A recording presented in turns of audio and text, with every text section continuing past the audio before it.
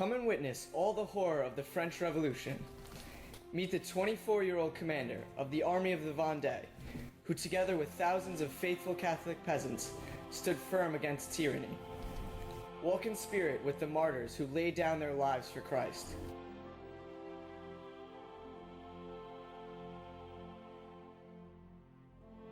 Meet Maximilien Robespierre, the ruthless tyrant responsible for the murder of thousands.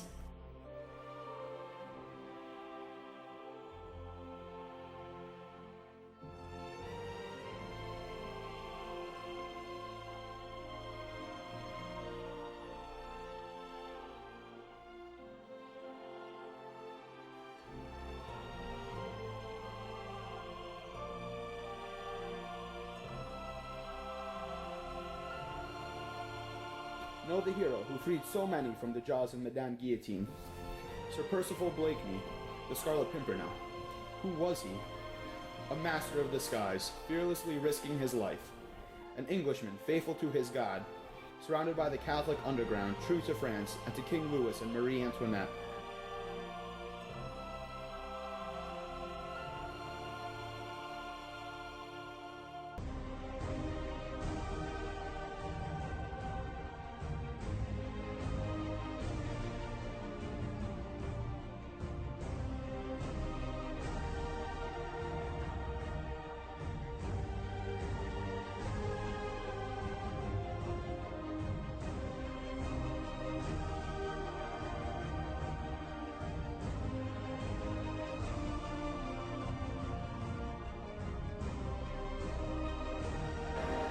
I die innocent of all the crimes laid to my charge. I pardon those who have occasioned my death, and I pray to God that the blood you are shedding may never be visited on France.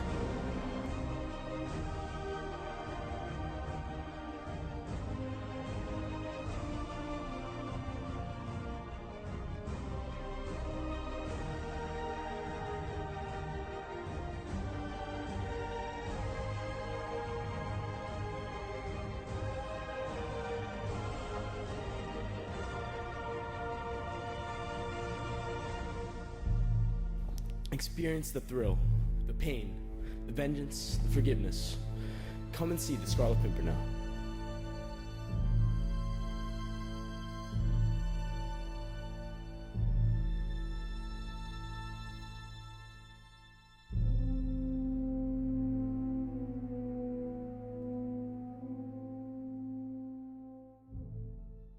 Welcome, Bishop Sante, Father Baumberger, many priests from the seminary, and of course some sisters from Round Top, and a heartfelt welcome to all parents and friends. Before we begin tonight's production, I wanted to extend a special thank you to many people who helped to make tonight possible. To Mr. Angelo DePippo, our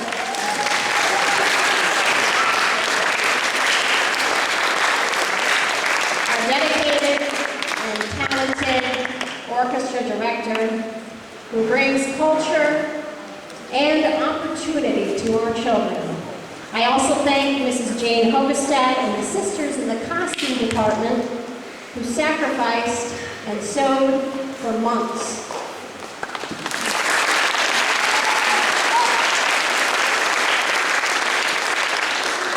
And of course, I thank all of the other sisters who also have been working for months. You know, without the nuns working around the clock behind the scenes, St. Pius would never have plays.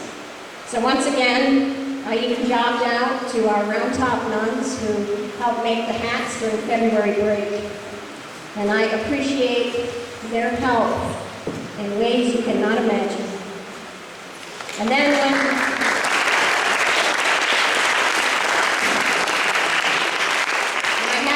props, Father Baumberger took time out of his busy schedule and he was there for us. In fact, he engineered a magnificent cart, which you'll see Eric pulling tonight, and many other hidden things behind the scenes. Then, of course, there's Mr. Kennedy, who put up our backdrops, engineered a new way, hopefully move a little faster than in past performances, so you're not here all night. And I appreciate his help in addition to all of the other helpers. So I wanted to make a special mention.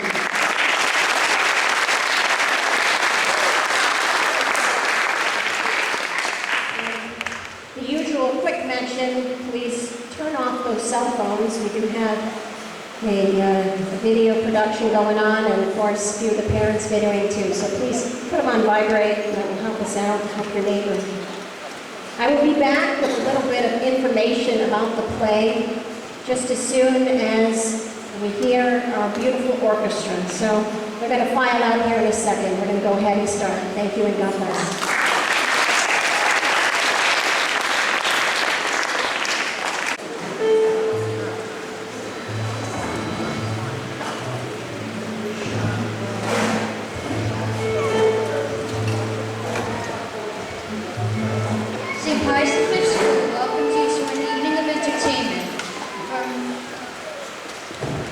From instrumental music by our own orchestra to talented actors, all with a French twist. We are pleased to begin tonight's production with Mr. Angelo DePico and the St. Pius X School Orchestra.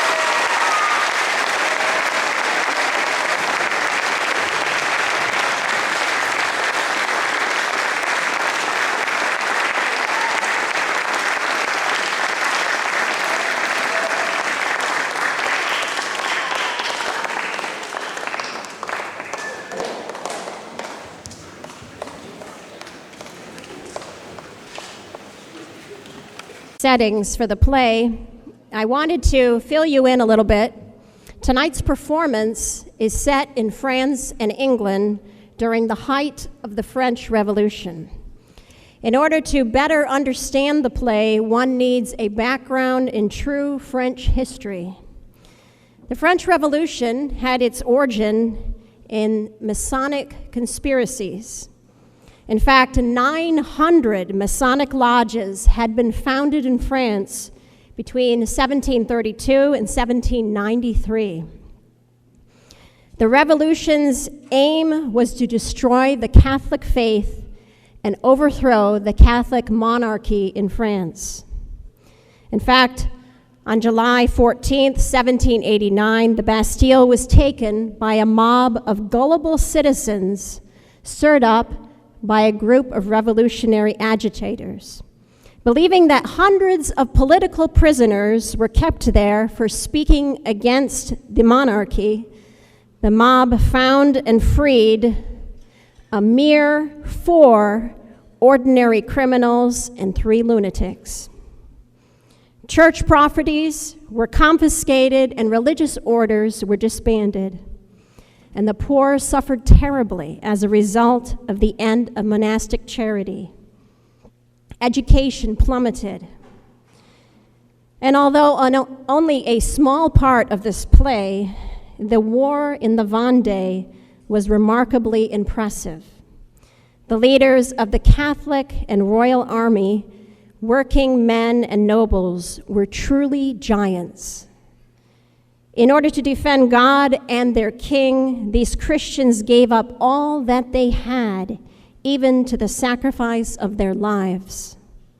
The men actually wore badges of the Sacred Heart, itself a crime punishable by death. The Carmelite sisters of Compiègne, pictured in our play, offered themselves as a holocaust to bring an end to the terror. And God's answer came quickly. 10 days after their execution, Robespierre, the tyrant, fell from power and was himself executed on the guillotine that he had made, thus ending the terror. 500,000 Frenchmen were in prison during the months of the Reign of Terror. Over 30,000 died, most by means of the guillotine. The overwhelming majority of these were Catholics. Some of the crimes, such as the murder of children, are too horrible to speak of. Yes, it was the darkest time of French history. Far from reason, only madness, but in another way, glorious, because of the vast number of martyrs unshakable in their faith. The virtue of the good people, true to their God and their fellow men, must have brought about heroes like the Scarlet Pimpernel, a master of disguise, whose humorous rescue of so many from the guillotine foiled the revolutionaries at every step. So thought the Baroness Orczy, the famous author of the screenplay upon which our play is based. We hope you enjoy and are inspired by our rendition of The Scarlet Pimpernel. Thank you.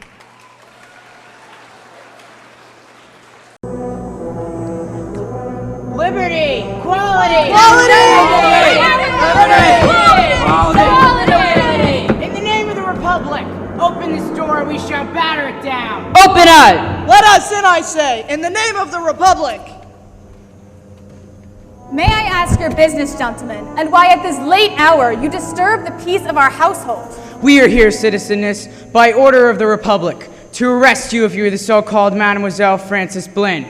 Together with your grandmother, the Baroness, the Republic judge's prison is a better place for the two of you, who for years have been living off the hard-won earnings of the poor. You are right, sir, in thinking me to be Mademoiselle Frances Blynn, but very wrong in your accusations against us, for we are the ones who have supported these villagers in charity for many years. As to your removing my grandmother from her home, that is utterly out of the question. She is 88 years old, sick and infirm. A change of scene will do her good. Equality, I say. You've been oppressed. You must crush your oppressors.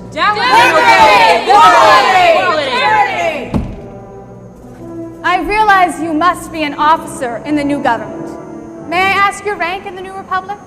Well, I have just been appointed deputy to the Honorable Citizen Chauvelin. Let's get on with the search. Move in, citizens of the Republic. We'll leave the old woman to die in peace. Take Citizen Miss Frances Blinn. And instead of the old woman, take her friend. Who are you, girl? Mademoiselle Suzanne de Tournay. Another royalist. How fortunate are you? Remember that henceforth the Republic is to take care of your needs. And now please, get your cloaks or we shall be forced to help you!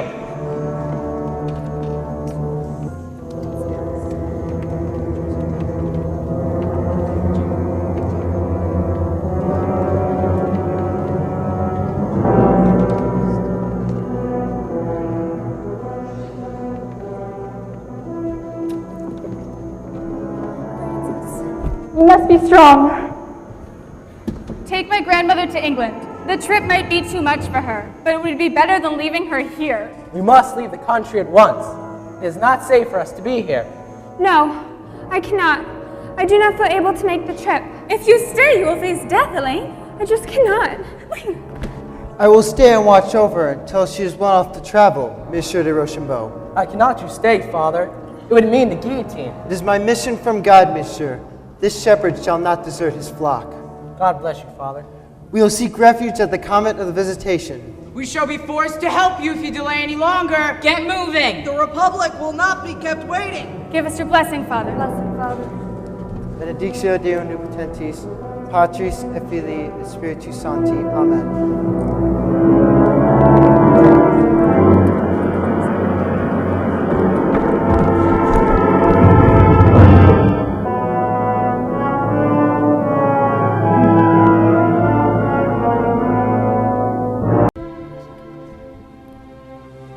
Thank heaven for the game of chess. It enables us to forget the more disagreeable things of life. I'm not so sure that is a good thing. We've been too ignorant of the reality of how the government has gradually suppressed more and more of our Catholic faith. Our good Catholic King, Louis XVI, and our valiant Queen, Marie Antoinette, are imprisoned, and our country stands on the brink of destruction. Possibly. Undoubtedly, while we wait here to be shaved by the national razor, our revolutionary leaders have hopefully mocked our faith and our monarchy. Although long delayed, we should turn to God and think of our last end. Why have they done this to us? What have we done to merit this cruelty? The sins of France have brought this upon us. Good St. Genevieve's is burnt to the ground. The revolutionary army has taken spoil. This is what Paris has seen.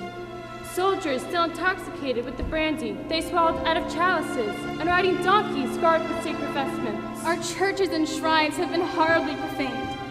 This is the hour of the Prince of Darkness. Remember, Madame, that our sorrows here are not to be compared with the glory to come. Let us place our trust in God, who forsakes no one. They have turned the poor and the unlettered against us and stirred them to frenzy. They scream for our deaths, the very ones we have fed with our own hands. They are told that we have oppressed them and that Holy Mother Church has stolen from them. The people believe these lies and hunt us down like animals. Every day, hundreds of our beloved priests and religious fall beneath the guillotine. Only those who have signed the civil constitution of the clergy openly remain. Those poor men have sold their souls. We must pray to remain faithful to our Catholic faith. Who knows if we shall weaken as they did in the last hour. The stench of the burial pits cannot hide the terror. All history will someday look to France with horror at her ungodly barbarism. It is called the new religion, abominable and inhumane under the false guise of reason. The New Republic celebrated their satanic festival in our dear Notre Dame, with immoral dancing and sacrilege too horrible to speak of. To think of the Blessed Sacrament so profaned. May God have mercy on their souls. In thee, O Lord, I have hoped. Let me us never pray be for confounded. strength in this our hour Deliver of me need. in thy justice and rescue When we go me. to the guillotine Leander me, O tomorrow, rock. my dear sisters, let us renew our beloved vows. Is this not the hour for which we have all waited? Long ago, when we entered religion, we died to the world. Now we shall keep good to our promise. God is very good to let us keep our Carmelite habits. But I wonder if the good God felt afraid like I do when he carried his cross. Yes, my sir, our wounded God has walked this way before. He sweat drops of blood in his agony for fear of what would happen. He knows our weakness, for he fashioned our hearts. Remember that he, of his own will, hath laid down his life for us. Perhaps our little sacrifice will atone for some of the offenses offered to his sacred heart. I am so grateful that the soldier did not kill me when he threw me from the cart. He would have deprived me of the happiness and martyrdom with my dear sisters. So soon will we meet our eternal spouse, who is waiting for us in glory.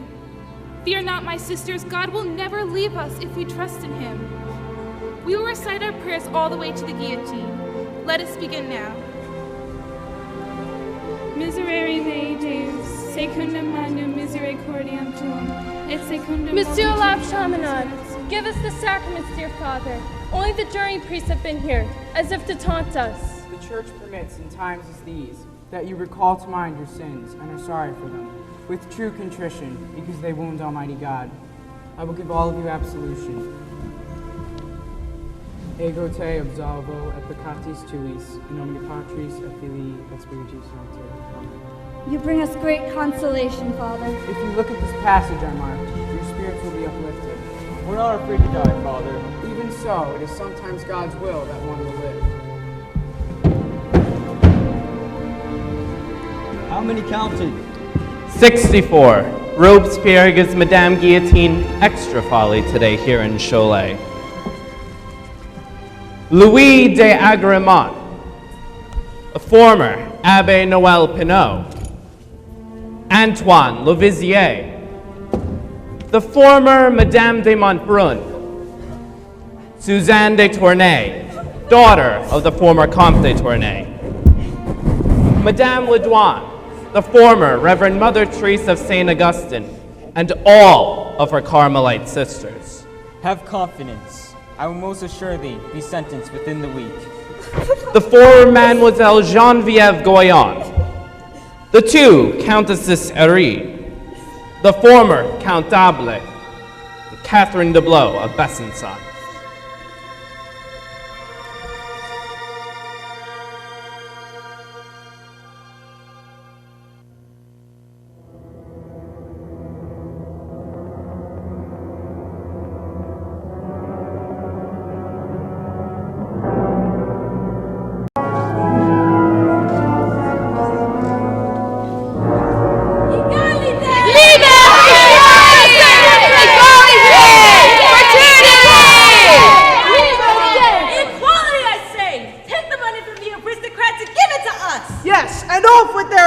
Not the Scarlet Pimpernel takes the aristocrats first. Who? The Scarlet Pimpernel, I say. That cheat is the only man that ever cheated Madame Guillotine. I'd like to meet him. I would tell him a thing or two. Long live the Republic. Maybe we can introduce him to Gabrielle Damian. Ah, they call her Madame Guillotine. She has been made commander of this district of Cholet by Robespierre himself. She has all the power. I would like to meet the likes of her. Don't be too eager, dearie. Her power can make a few extra heads roll.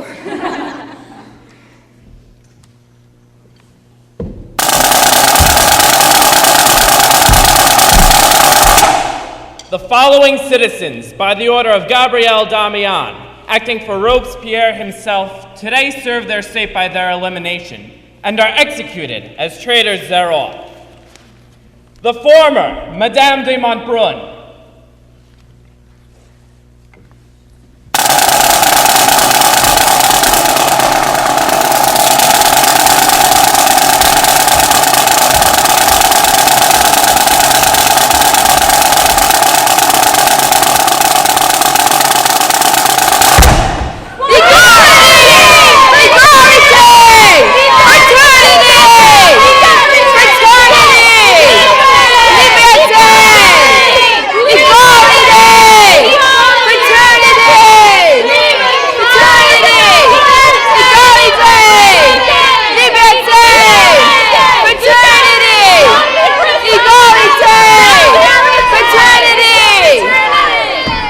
The former Abbé Noël Pinot of La Rue Béconnet,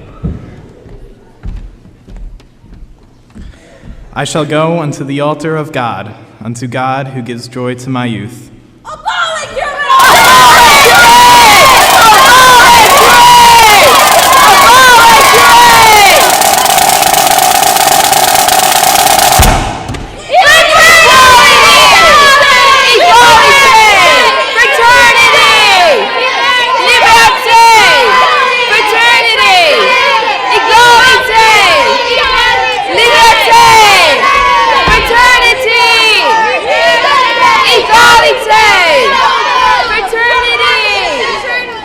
Madame Bordeaux, the former Sister St. Louis.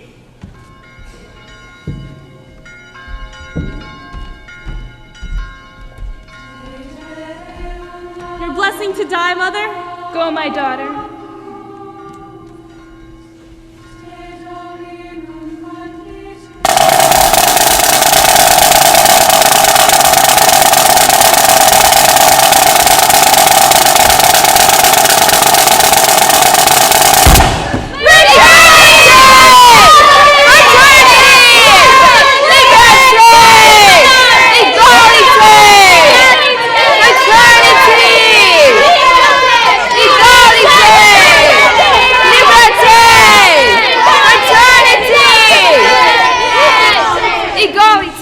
Madame Doré, the former Sister Charlotte of the Resurrection.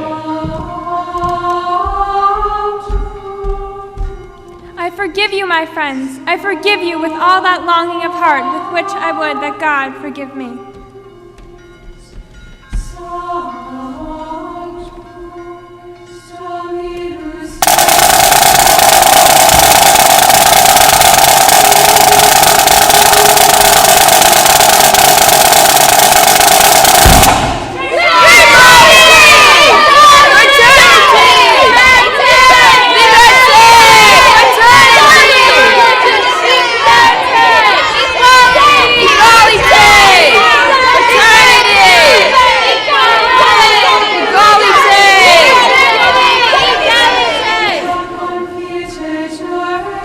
Madame Ledoine, the former Reverend Mother Therese of St. Augustine, Rue de Paris. Let thy blade cut, completing all my offering, for nothing but thy will to me is sweet. My one desire is that thy hand be hovering over me, thy bride, the sacrifice complete.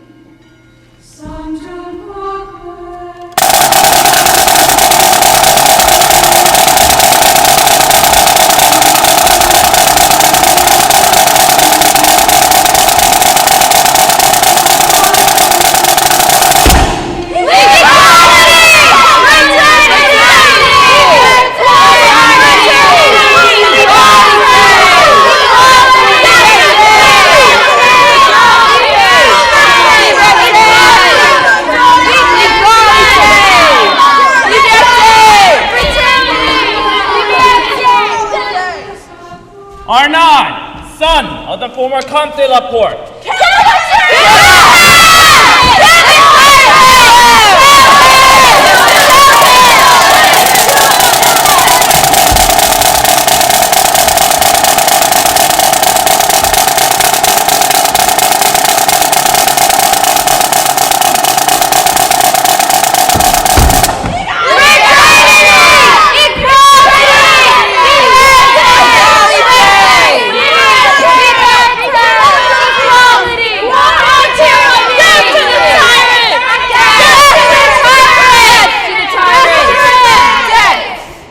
The former Marquis, Louis de Agremont.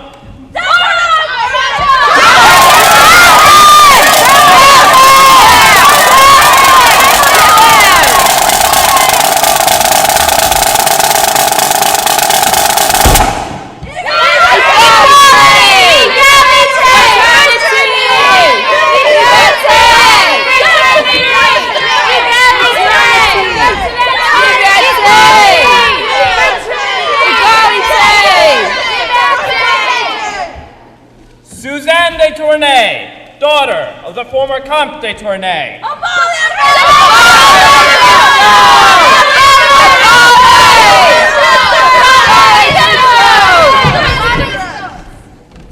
Suzanne de Tournay! Move yourself there! Fainted, has she? Then drag her out of the cart. Madame la Guillotine wants to be finished before dark. Citizen Chauvelin. What is it, Lambert? Get her up on the scaffold. The committee wants her head, and the mob wants to see it before the light fades. She was there. I swear it. I saw her in the tumbrel as she left the Conciergerie. Same dress, citizen. Oh yeah, the dress. Somewhere along St. Honor. It was getting dark. There was a fight in the crowd. Someone shouting, "Long live the king." And the soldiers tried to sort it out. They must have switched her then. I thought she fainted. Couldn't see her face. Its face? The face? I wanted her head! This could mean our dismissal. There is no room for error in the New Republic. This was pinned to her skirt. Just a drawing for flower. The devil. Get to the west barricade. Citizen? The west barricade. We'll shut Paris up like a rat trap. Move! Move!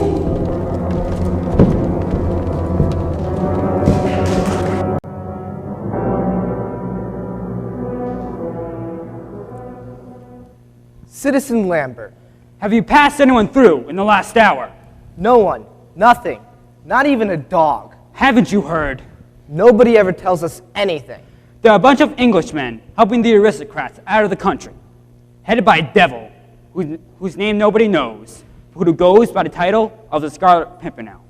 Only last week we learned that he was in Paris. The guard was doubled at all the gates when a wine vendor passed by, and still the Scarlet Pimpernel got through. Why didn't they examine the wine vendor? But the wine vendor wasn't the Scarlet Pimpernel. No? No, the captain of the guard was the Scarlet Pimpernel. Every one of his soldiers a stinking aristocrat. Hey, old hag, what happened to your horse? Oh, terrible. Dropped dead of the staggers. Let me be with me, hearties. Look at these 3 and 20 locks of hair. All colors, darlings. All gathered today at the garden of Madame la Guillotine. There they are. There's the Duke of Rie. And there's his handsome wife, the Duchess. And there's her cousin, the handsome. Where's your passport? Well, what's that? Where's your document, hag? Documents? Yes, passport. Oh, you take me for an aristocrat. That's rich, that is. Well, you can't be too careful. No, you can't be too careful. We want your passports, if you've got one. Of course I've got one, darling. Well then, hand it over. Here it is. Don't be too impatient. Insult the Republic, and I'll have you flogged. Watch your temper now, dearie. You watch your tongue. Get rid of this old cow. Hey, don't you go insulting me. We're all supposed to be equal now. Pass Mother no, and her grandson. Just a minute. Where is your grandson? He's sick. Very, very sick. Where is he? In here. Let's have a look. Oh, careful, I say. Wouldn't touch him if I were you. Why not? He's got the plague. The horrible black plague. Death and despair! Get him out of here! Don't shout. Afraid of catching it, are you? On your way. Don't shout. I'm taking him to his mother in Corbeau, but I'm afraid he'll die before he gets there.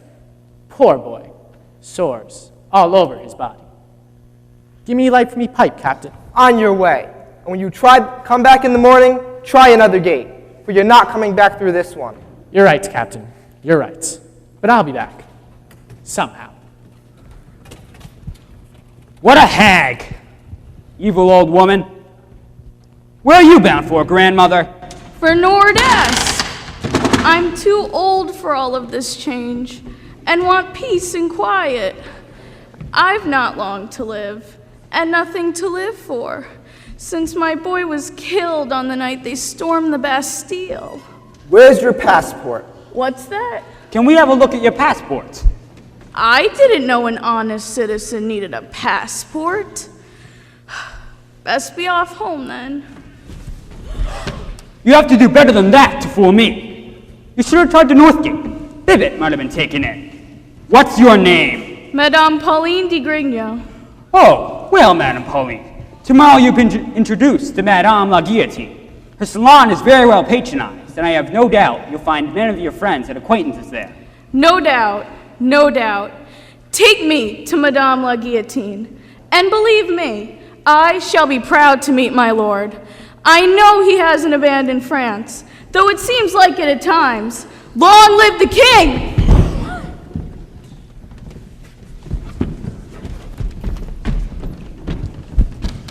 They are hard to crush, these aristocrats, but I never grudge them their little jokes. I hate the lot of them.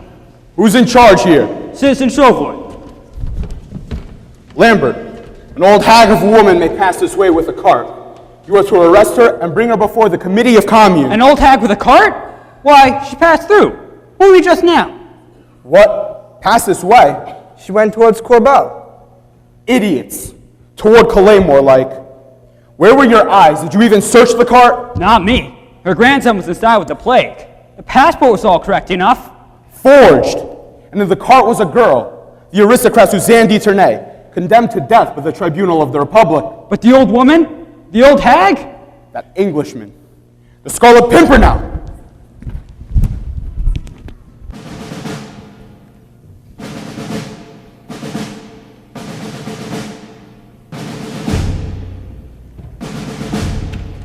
Great goats! It's Gabriel Damian, Robespierre's own agent, coming to witness our ill fortune. She comes seeking refractory priests. Robespierre wants the people of the Vendée crushed.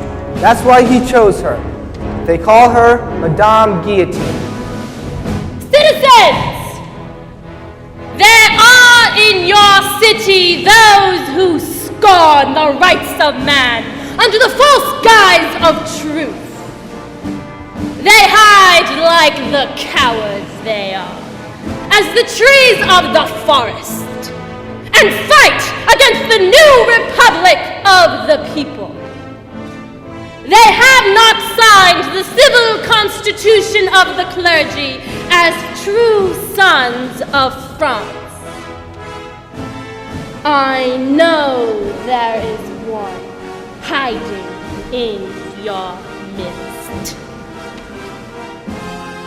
Each day you continue to harbor this renegade priest, I shall execute 5 citizens of Cholet.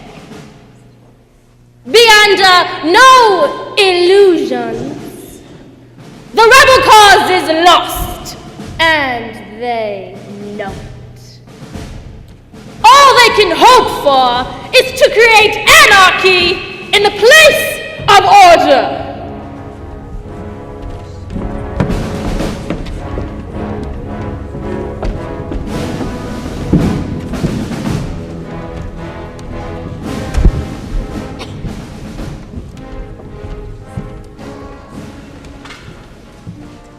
Ah, Gabrielle Damian did some good work today, didn't she? It would be excessively pleasant to crush them once and for all as one would a buzzing fly. I plan to get rich off him by denouncing a fine young noble to the tribunal. Don't you agree, Therese? Pleasant, perhaps, but immeasurably foolish. You would only get 25 livres for one head from some officials. But Madame Guillotine would offer you 10 times that amount for the self-same commodity. Ah, a fortuitous idea. What is that you're making, Therese? Don't you know, Therese knits the coat of arms for all those aristocrats who will feel the edge of the national razor. How many do you have, Therese? Let me show you. Marquis de Youvon, the Viscount de Bard, Count de Brule, Marquis de la Jaumière.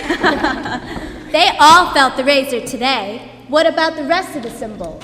Naturally, they stand for those who have yet to face justice. The Viscount Henri La Roche-Jacqueline, the Marquis de Beauchamp. The peasants of the Vendée begged the Viscount Henry to lead them. They have banded together and call themselves the Company of the Sacred Heart. He is one of the bravest. Those resisting in the Vendée are traitors. You know it. You sympathize, citizen. I heard it in your voice. You most likely know more. Where is the priest I'm looking for? I am not one of them, madame. I am merely a lover of youth and beauty. I know nothing of priests. You must know, citizeness. In a while, in a very little while, citizen, you will want to tell me. Want to tell me. I will hunt Monsieur Henri down and bring him to justice. The Company of the Sacred Heart. How I detest that name! Superstitious. Is it true, Citizeness Damian, that the uprising in that area is a large one? We have heard that peasants led by their nobles are fighting against the Republican army. It will be child's play to crush them. Bah! Just a group of farmers who use pitchforks as weapons. How dare they turn up their noses to the new republic? Only using pitchforks? Absurd. There'll be no match for the guillotine. We will be listening in the kitchens for any valuable information, madame. Be sure that nothing escapes our notice. Fools to think we're knitting simpletons. I like that spirit. One of complete defiance for those who dare to oppose the forces of change. We will hunt them down to the last man. There will be a handsome reward to those faithful to the new republic. It's time that we were appreciated by the Republic for our bravery. I'm looking for someone of spirit to help me. I'm going to the Vendée soon to look for the Marquis de Rochambeau, his daughter Helene, and their priest, as you heard me announce to the citizens. Would any of you be willing to help me? I'm willing. I too. How did those three manage to escape your raid? Their servants protected them when I looted and burned the chateau. Now my men are scrounging around for evidence of their whereabouts. It's time someone rid the world of those contemptible Catholics. We deserve equality, madame. If money's involved, count us in. Yes. I would be interested in someone of your intensity. I believe that I can help you. I have some old scores to settle in the area. This will give me a chance to do so. Good. We leave in the morning.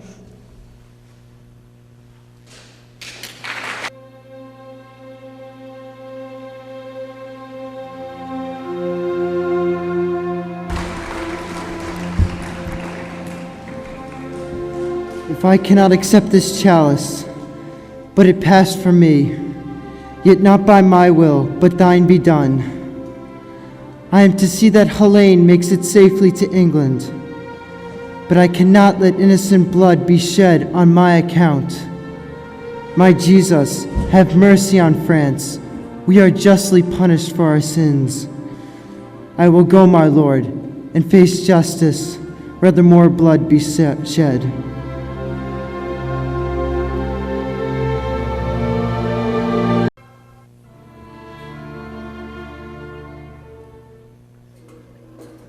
Much has happened since we last met. It is my endeavor that the French nation and its representatives will be respected in all the world, where the knowledge of their true principles can penetrate. I continue to serve the Republic, but in a far less exalted capacity.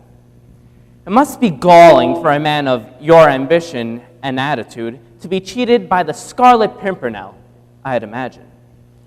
The daughter of the Comte de Tournay is now safely in England. Sit down. You were born in the Vendée, were you not? Well, I haven't been back in many years, but yes, I remember it. Then perhaps you may have heard of Madame Guillotine. A woman commander, with a particular bloodlust for refractory priests. The government needs its shepherds as well as its butchers. The mainspring of government amidst revolution is both virtue and terror. Terror being nothing but prompt, severe, inflexible justice. To punish the oppressors of humanity is clemency, but to pardon them is barbarity. You have heard the Marquis de Rochambeau escaped to England. I have heard. And I am sure he will speak out against me in scandal sheets such as this. Do you want him silenced? Oh, no. We've had enough royalist martyrs. Then how do you propose to gag him? His daughter, Helene de Rochambeau, is in the Vendée. And if Madame Guillotine finds her, she'll kill Helene. And I need her alive. To keep her father quiet over in England.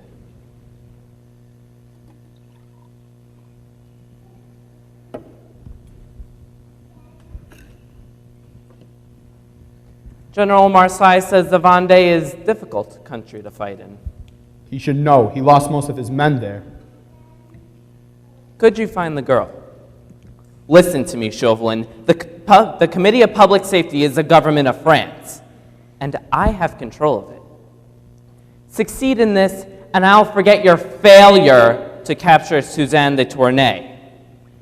But in order to succeed, you will need to find out just one thing. Who is the Scarlet Pimpernel? A master of disguise.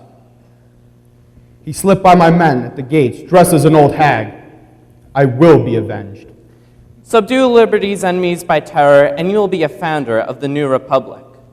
In sealing our work with blood, we will soon see the eternal dawn of universal bliss. I've already told Madame Guillotine that you are on your way.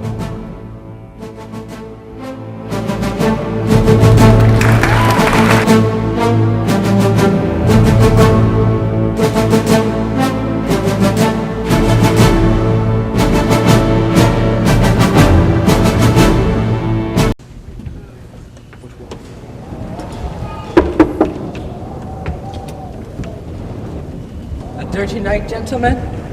And a rough crossing. My man, he was sick as a dog all night. Long live the king! He'll soon find his legs and his appetite. Back now, he's safe ashore. He'll soon get his color back now that he's warm. From France, are we, sir? Brussels. That's all right then. You're the landlord? I am, sir. And you've come to the right place, I promise you. None better in all Dover than the Fisherman's Rest. And this is my wife. What can I get for you, gentlemen? Brandy and water for my companion here, and something to eat for me. Nothing to drink, sir. I never drink. As you wish, sir.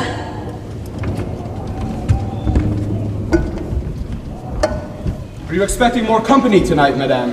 Most likely, sir. More than likely. Lord Anthony, good evening to you, sir. Coming out of the rain. All well, Mr. Legrand? All except the weather, my lord. Very good. You have no one else staying here, have you? Not staying. Just a couple of passengers waiting for the boat to France. And no one coming either. Except Lady Blakeney. But she isn't going to stay. Lady Blakeney? Yes, my lord. Lady Blakeney's brother is crossing over to France before midnight in the Daydream. And is coming here just to say goodbye to him. Take care now. Mind I don't bang your head on the doorpost. Lord Anthony, give a chop of hands here. Yes, Sir Andrew. Evening, Sir Andrew. Evening, Madame Jollybrand. We'll set her down in the chair there. The poor girl's in a pitiful state. I'll get some help. What happened? All safe this journey? Absolutely splendid. The chief brought Mademoiselle de Tournay through the gates of Paris in a market cart, right under the Republicans' very noses. Disguised as an old woman this time. Good work. He also arranged for Mademoiselle's friend, Francis Blynn, to escape through another gate, dressed as a Republican guard. A stroke of genius. Where did you leave the Pimpernel? Outside of Calais, but he'll be here soon. That's devilish awkward. Jelly tells me they're expecting Lady Blakeney here tonight. Lady Blakeney? The chief's called a council of war. How are we to have it with her hanging about? I suppose it'll have to wait. There's no time. We have things to discuss. Lady Blakeney's brother has joined the band and goes to Paris tonight to bring this young girl's father out. And to complicate matters more, we have to retrieve Helene de Rochambeau, who is hiding out in a visitation convent, before she falls into the hands of Madame Guillotine. Well, first of all, Suzanne's father is... the Comte de Tournay. I should not have left him. You had no choice. But have no fear, my dear. The chief can work miracles. Your chief, monsieur? Who is he? Scarlet Pimpernel, my dear. He works in the shadows. His identity is only known to his immediate followers under a solemn oath of secrecy. What is a pimpernel, monsieur? A humble English wayside flower. It is also the name chosen to hide the identity of the best and bravest man in all the world. But why should your chief, why should any of you risk your lives for us who are nothing to you? Sport, my dear mademoiselle, simply sport. My dear, we are a nation of sportsmen, and it is the fashion to snatch the fox from the teeth of the hound. What a life! I shall give up hunting this season. This is the finest sport I have ever encountered. Tally-ho and away we go. How many are there of you, monsieur? 20 all told, mademoiselle. 1 to command and 19 to obey. May God protect you all. It is noble work. Yes, God will reward you for the risks you take to save lives. You flatter us, mademoiselles. No, I am ashamed to think that among French men and women, only treachery is supreme, in the name of liberty and equality. And some of the women have been more bitter and savage than the men. That's very true. There was Marguerite Saint-Just. Marguerite Saint-Just? Yes. She denounced my dear friends, the Marquis de Montfort, and all his family to the guillotine. Surely not. Yes. She was a leading actress at the Comédie Française, and recently, I believe, she married an Englishman. You know her? Know her? Know Lady Blakeney? She's the most fashionable woman in London. Just a moment, Dewhurst. There must be some mistake. Lady Blakeney and her husband, Sir Percy Blakeney, are personal friends of the Prince and Princess of Wales. Then I pray that while I am in this beautiful country, I may never meet Lady Blakeney. My lord, Lady Blakeney's coach just arrived in the courtyard. Great timing, huh? Try and keep her talking for a moment. Yes, my lord. Quick, Sally. I will not see her. You must. Our Lord forgave those who condemned him to death. Can we not do the same? I will not speak to her. Never. You have to. You must remember, you are in exile now. I'll remember that she sent the family Montfort to the guillotine. Oh, I am as wet as a herring. Has anyone ever seen such contemptible climate? Allures, my good man, what stands you in the way for, dancing about like the turkey with the gout? Let me get to the fire. I am perished with cold. Oh, my Lord Tony and Sir Andrew, how wonderful.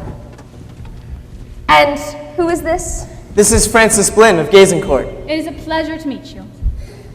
And no, it cannot be. Suzanne de Tournay, my lady, daughter of the Comte de Tournay. Hoity-toity, citizeness. What vile sting you, pray? And what on earth are you doing here and dressed like that?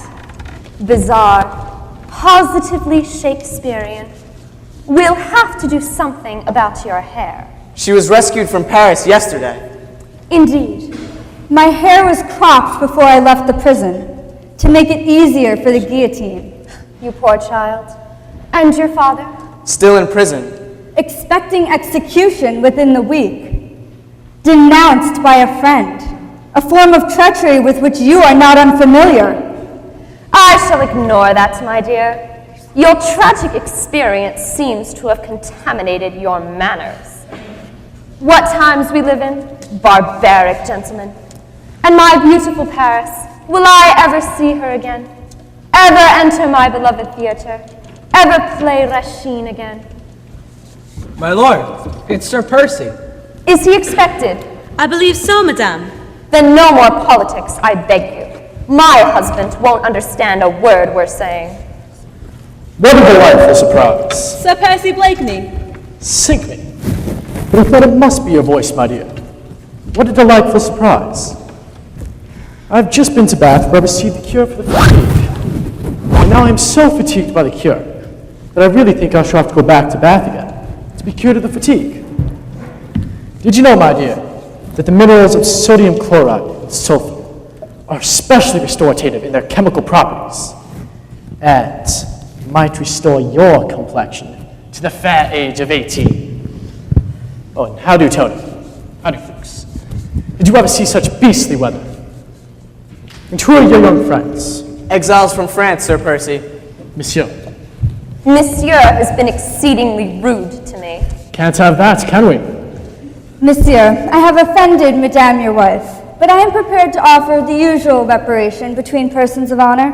But now, my dear, where the cuckoo did you learn to speak English so frightfully well? Monsieur? 'Tis marvelous, marvelous! I vow, I can't speak the French lingo like that. Can I, Flukes? No, I'll vouch for that. Monsieur, I fear you do not understand me. I offer you the only satisfaction between persons of honor. How very kind. Now what the devil is that? A sword, monsieur. A sword? What the devil is the good of your sword to me? Monsieur, defend yourself. You shan't hurt him. No. He's the only husband I have, and not over strong. If you want to fight a duel, defend yourself against me. A duel? La, is that what she meant? She figured that out, you know, Tony. Clever woman is my wife. As for me, I never fight duels. They're uncomfortable things, duels. If you're not careful, you can get blood all over your cravat. Sir Percy's quite right, and it would be a pretty poor show to commence your exile in England by provoking a duel with Sir Percy Blakeney. Society would think it odd. Ah well, if Monsieur is satisfied, I have no objection. If I have done wrong, I withdraw myself. Oh, my dear fellow, withdraw yourself. That is a good fellow. Sir Percy, it's a gal. A gal? Faith flips. That is a specimen of the goods you and your company bring over from France. My advice to you is to drop them mid-channel. La, Sir Percy, your chivalry misguides you.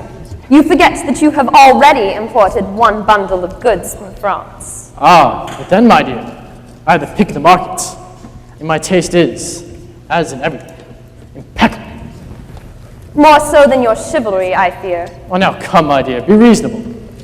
Do you think for one moment that I would have my body be made a pincushion of by every little Frenchie who don't like the shape of your nose? Jelly, a glass of punch. Nay, there is no time. The skipper will be here directly, and my brother must get on board the Daydream, or he will miss the tide. Time? There's plenty of time for any gentleman to get on board before the turn of the tide. Sir Andrew, do you look after the punch. See that it is hot and strong. Hot and strong, Sir Percy.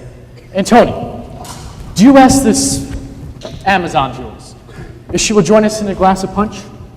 Tell her that we will drink in token of reconciliation. Je vous remercie mille fois. Yes, yes, splendido, splendide.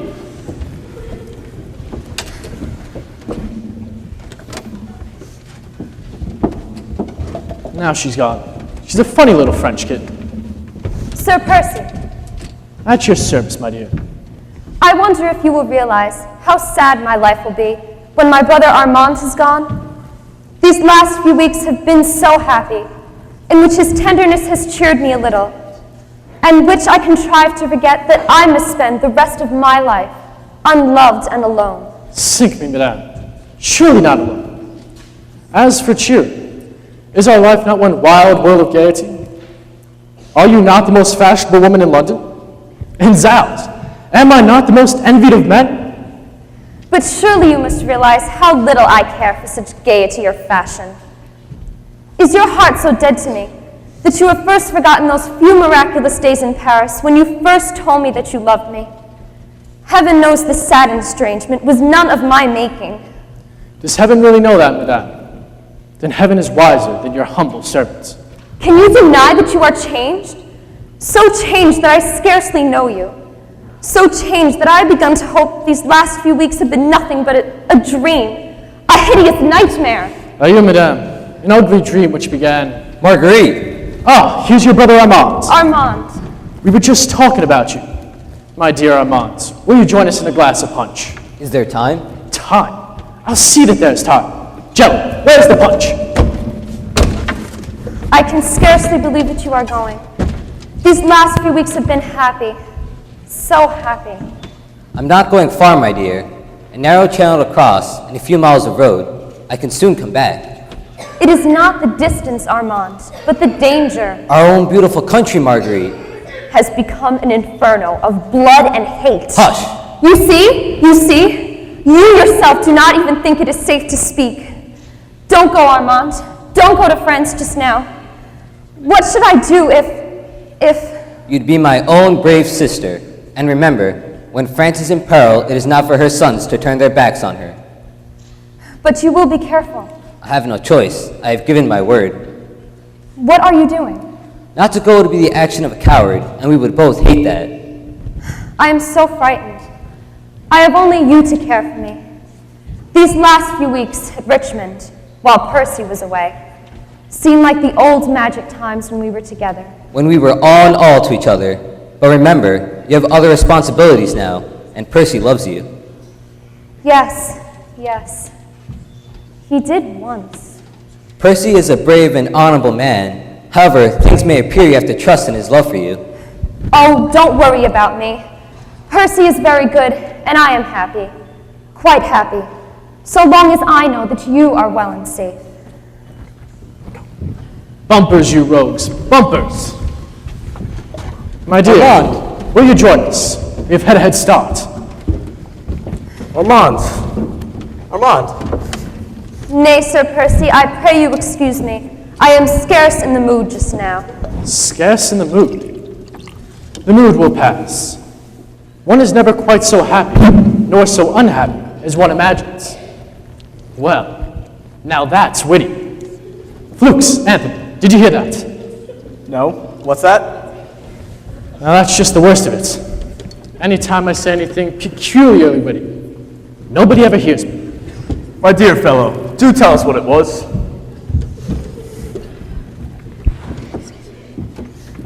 My lady, the captain of the Daydream is here. He says the young man must get aboard at once or he'll miss the tide. Ah, yes, of course. I must go. Last orders in the tap room, please. No, Armand, don't go. Don't go to France now. The danger is too great.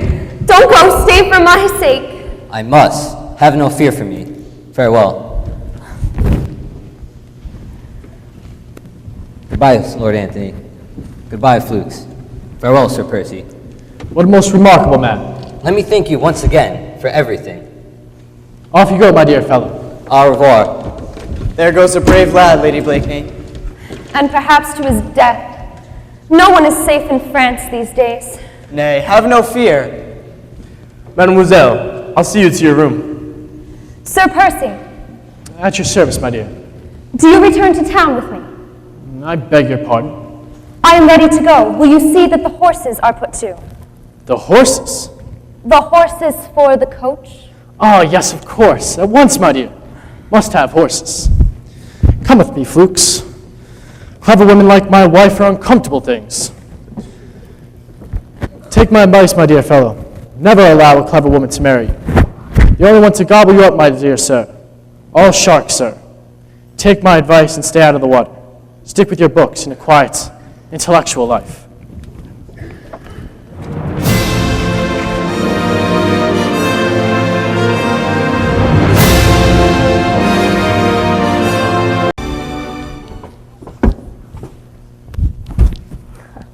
A very suitable position for a priest.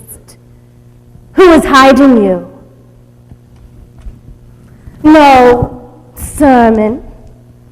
I am surprised. There is no need for anyone to die because of me. Oh, deliver me from blood, guiltiness! Oh, spare me this collection of claptrap. Les bon Dieu, oh good God. Get up! As a refractory priest, you will be referred to military tribunal and executed within 24 hours. Where is the girl? No, not Suzanne de Tournay. I know. She is conveniently in England, rescued by the Pimpernel. But where is Helene de Rochambeau? You were there the night they looted and burned the chateau. You must know where she is. Over the border in Spain, perhaps? Did she even get out of the Vendée? No, she didn't, did she? So where is she? In Cholet? No. Somewhere near. Somewhere not too far from the chateau. Somewhere you know well. Yes. Definitely. Did you celebrate Mass at the convent of the Visitation? Place your hand on that Bible and swear that you didn't! Your silence is golden, Father. I beg you, for the love of No! Helene de Rochambeau is at the convent. Tomorrow we'll pursue our victim.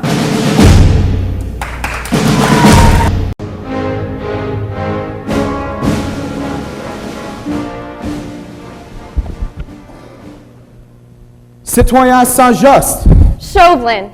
himself at your service. Little Chauvelin, my friend, I am glad to see you.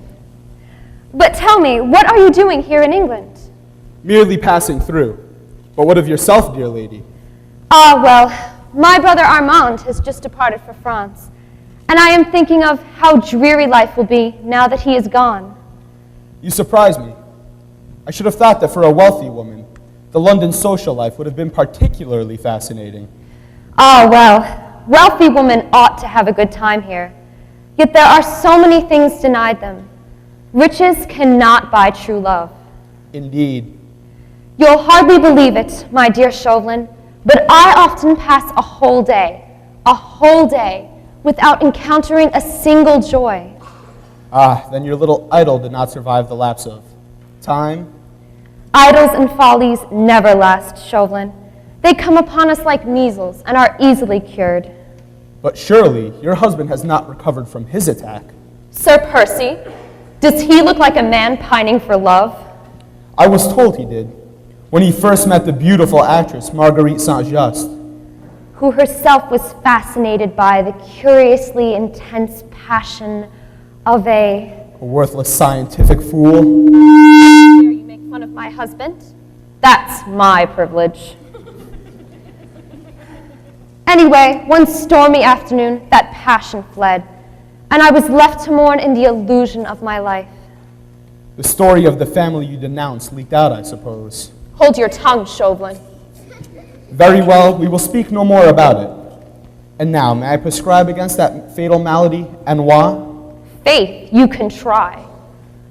Will you render France a small service? That depends on the service. Have you ever heard of the Scarlet Pimpernel?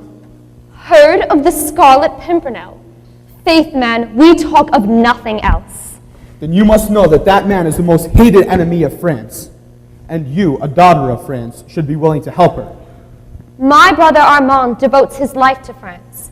I can do nothing here in England. But you can. Our country still reeks of these aristocrats. They came to England with their insolence and vanity.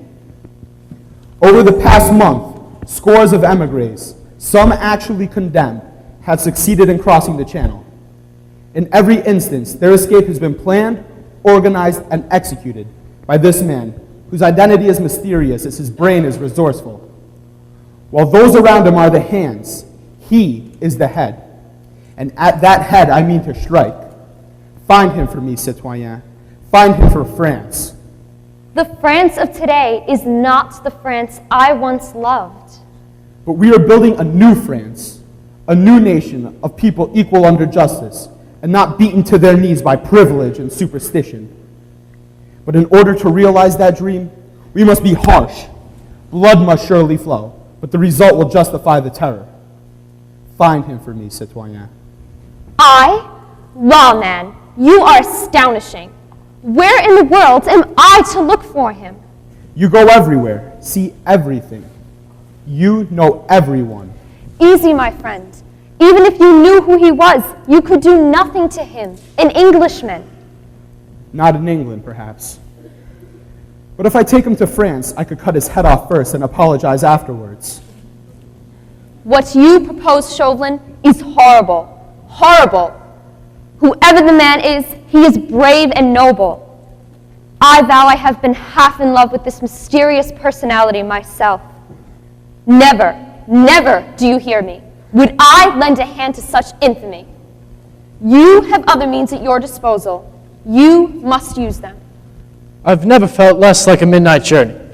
Never. Never, never. These are not your last words, citoyen. We shall meet again in London. We meet in London, but that is my last word. Very well, but soon you will want to help me catch the Scarlet Pimpernel. Zounds. That name again. For nothing else all day. The club, at dinner, and now here. I vow that man's a public nuisance. Oh, I'm sorry, my dear. Do I intrude?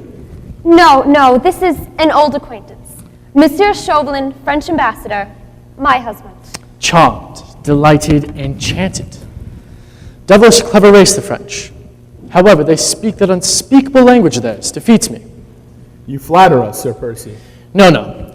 You have the cleverest heads in all the world. The only trouble is you all go to pieces around the neck. Around the neck? Yes, when I look at that thing. Simply, what a mess. Now, if you'd really like to know how to tie a cravat, I'll teach you. But it isn't easy, mind you. It takes all my brains. If one does not tie it properly, a stiff neck will result. I could imagine. Yes, well now look here. First the thing goes twice round the neck, and then the front folds back to allow the back to come to the front. Otherwise the front will be all behind as well as before it.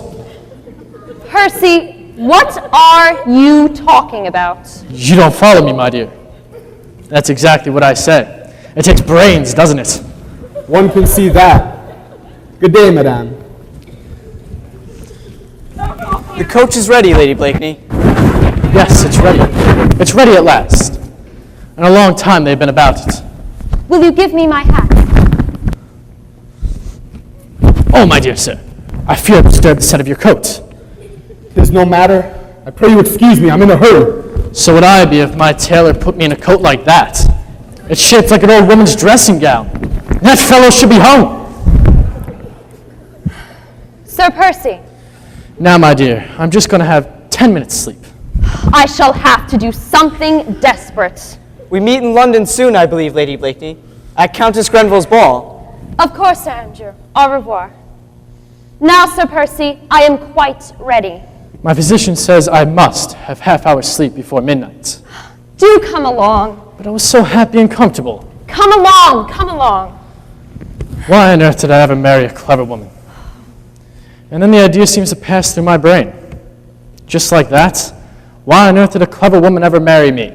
As if I know.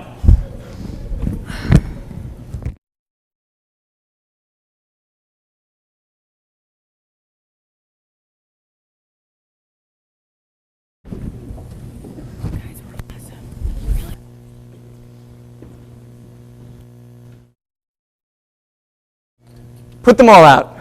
The fire will give us all the light we need. We want to talk undisturbed. As you wish.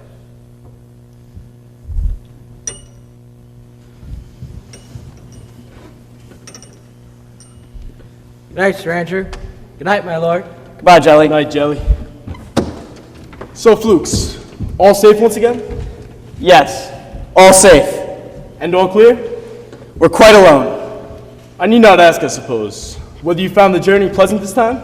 No, Dewhurst, you needn't ask. Did you manage to speak to him? Yes. The chief gave me this just now. There's instructions for when we meet him at Calais. Yes. We're to have another crack to save Suzanne's father. Armand has gone to Paris and will escort him as far as Calais. But he may need our help. Now just read your instructions. Meet me at Calais, October 2nd, at the Lion d'Or. If you wish to speak to me again, I shall be at G's ball. Hold it there, gentlemen.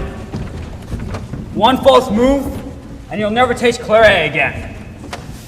Right. I'll take that. And this. Now we're going to take a little trip to the wine cellar. I'm sure you know where it is. You, lead on. Better do as he says. Now look here. Very well. I'll take the big fellow.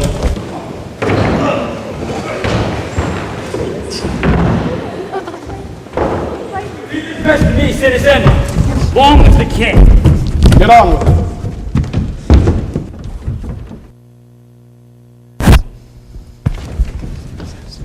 Meet me at Calais, October 2nd at the Lion d'Or. If you wish to speak to me again, I shall be at G's ball. G's ball. My dear Flukes, Armand Saint-Just, Marguerite's brother. My dear Flukes, I am a Republican, but as much as I love my country, I cannot see murder done in the name of liberty. So I have joined the great leader, your friend, Armand Saint-Just. The renegade, the guillotine for him. But all in good time. First, I need some information from his sister, Marguerite Saint-Just, Lady Blakeney. And I think I'll help her change her mind at Countess Grenville's ball.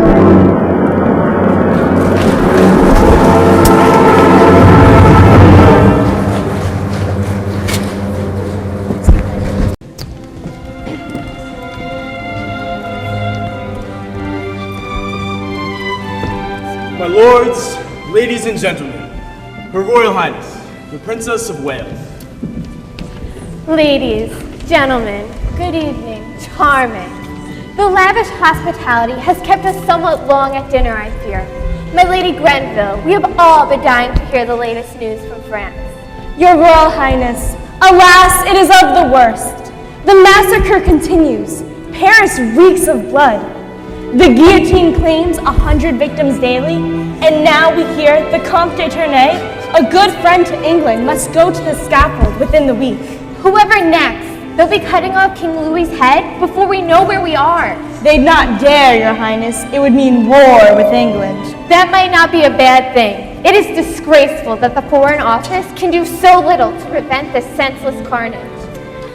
Will Your Highness permit me to present Monsieur Chauvelin, the accredited agent from the French government, has arrived recently from France. Monsieur, we will try to forget the government that sent you and look upon you merely as a guest, a private gentleman from France, and as such, you are welcome. Mademoiselle? Madame? Ah, good evening, Chauvelin. Monsieur and I have met before. Well, we too have met before, if I mistake not.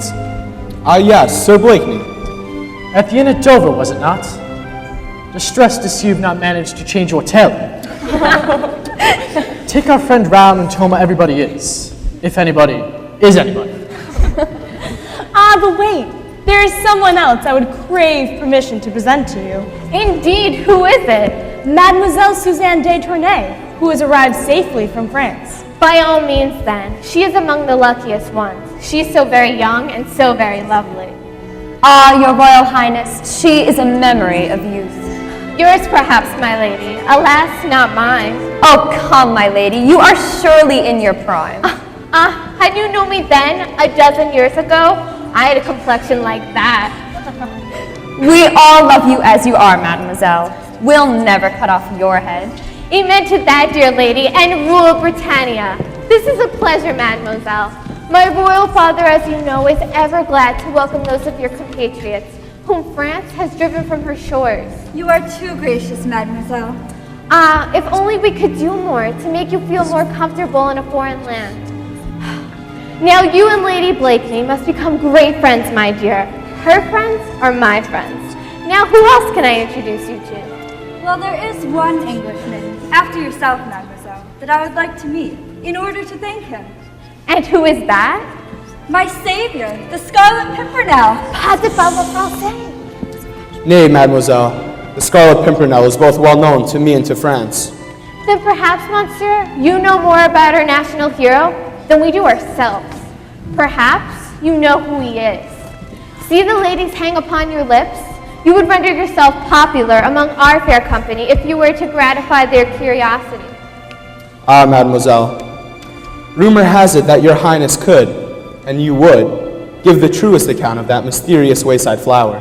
Nay, my lips are sealed, and the members of the League jealously guard the secret of their chief. So his fair adorers are content to worship a shadow. Here in England, monsieur, we but name the Scarlet Pimpernel, and we all feel courageous. We know not if he be tall or short, fair or dark, handsome or ill-favored, but we know that he is the bravest gentleman in all the world, and we feel a little prouder, monsieur, when we remember that he is an Englishman. Her Royal Highness might also add that we ladies like to think of him as a hero of old. And we poor husbands have to stand by. Well, they worship a shadow. Are you jealous, Sir Blakeney? I? Oh no, Your Highness. I fear no shadow. Nay, Your Highness, Sir Percy is not jealous. If the Scarlet Pimpernel is a hero of romance, Sir Percy is a poet? What? Poetry, Sir Blakeney? Let's have it. I pray you excuse me, Your Highness. I have bit of time for poetry amidst my thirst for science. Nonsense. Let's have it. Please tell us. Impromptu. While tying my cravat, some few words did occur to me. Nonsense. Let's have it. What do you say, ladies? Oh, please tell us the poem. Then you will have it. You insist. We do. Oh, good. We seek him here. We seek him there. Those Frenchies, they seek him everywhere. Is he in heaven? Is he in hell? That's deuce delusive Pimpernel. Bravo, bravo. 'Tis needs rhyme, I fancy. Well done. You have many hidden talents, Sir Blakeney. We seek him here. We seek him there. Those Frenchies, they seek him everywhere. Is he in heaven? Is he in hell? That deuced elusive Pimpernel. Zounds, there's no escape. Mademoiselle Suzanne de Tournay, Sir Andrew Fuchs. My lady. Monsieur Flukes, but I thought you had forgotten me. No, I could be forgiven for not recognizing you. Your hair, that splendid gown. A far cry from a young boy dying of the plague? Oh yes, a world away. But you seem pale. And there on your forehead, a bruise? It's a bruise, nothing more. But Lord Anthony Dewhurst and I spent a grim 3 days, trussed up like capons in a dark and dreary wine cellar. Prisoners. But who did this to you? Would we knew. Thank the Lord old Jellybrain came down to search out a half a dozen Burgundy, or we'd have waited till doomsday, if the rats hadn't enjoyed us first. Your Royal Highness, lords, ladies, and honored guests, the musicians from the Italian opera are at your command. You always have the most elegant entertainment, Countess. We would be delighted to hear the music. I have news of your brother. Interesting news. Will you sit beside me, Lady Blakeney? You know all about the opera. What are they to sing? Arias by Mozart, my lady. I don't like Mozart. Then do as I do, my dear. Don't listen. No, your Royal Highness does me too much honor. But I'm sure she would make a young exile more happy by allowing her to sit with you. Suzanne. I would be most honored. And my father, should he still live, would be most proud. And so indeed will I be. This opera singer is quite a hefty woman. But I am told the best voices often are, and marvels of precision. I don't think there's anyone like her in all of Italy, maybe even all of Europe. Oh, mademoiselle. Thank you, Lady Blakeney. This way, if you please. This way. Are you not to hear the Italian singers, Sir Percy? Almost certainly. Sink me. Wouldn't Miss Signorina Capolino for £1,000? Dash good-looking woman, don't you know? With a voice like a nightingale. Do you care for music, Monsieur Chaperton? Chauvelin, sir. And no, sir, I have no ear for music. I am tone deaf. Sink me. Quelle dommage. A man that has not music in his soul is fit for... and all that. And you really must do something about that cravat. Don't touch me. Touch you? Wouldn't dream of it. But that thing around your neck, why, it sticks out like a bowsprit on a Dutch barge. Take your hands away. Why don't you run along before you miss too much of the opening, Percy? Oh, yes, of course. At once, my dear. Clever woman is my wife, as well read as any archbishop. I'll away and listen to Signorina Emma Capolino. Bonsoir, monsieur. Shall we go to the Mozart, Monsieur Chauvelin? I think it would be wiser if you were to listen to me here and alone, citizeness. A threat, citizen? No. Merely an arrow shot in the air. I have news from Paris. Your brother is in deadly peril. You'd best not waste your valuable time in trying to fool me again. I never waste time. About half an hour after we parted at Dover, I came into the possession of a note referring to the next squalid expedition of that accursed Pimpernel, which unfortunately still leaves me in ignorance of his identity. I also found a letter from your brother to Sir Andrew Fuchs, expressing his sympathy with the enemies of France. No! Let me make my point clear. Citoyen, your brother is compromised beyond all hope of pardon. He must pay with his head. No, Chauvelin, please. There is something you can do to stop this. Win a free pardon for your brother by rendering me a small service. What is it? Watch for me tonight. Watch for you? Here's the note I referred to. Read it. Meet me at Calais, October 2nd at the Lion d'Or. If you want to speak to me again, I shall be at G's ball. there is something here in the corner. A small red flower. The Scarlet Pimpernel. He will be here tonight. Exactly.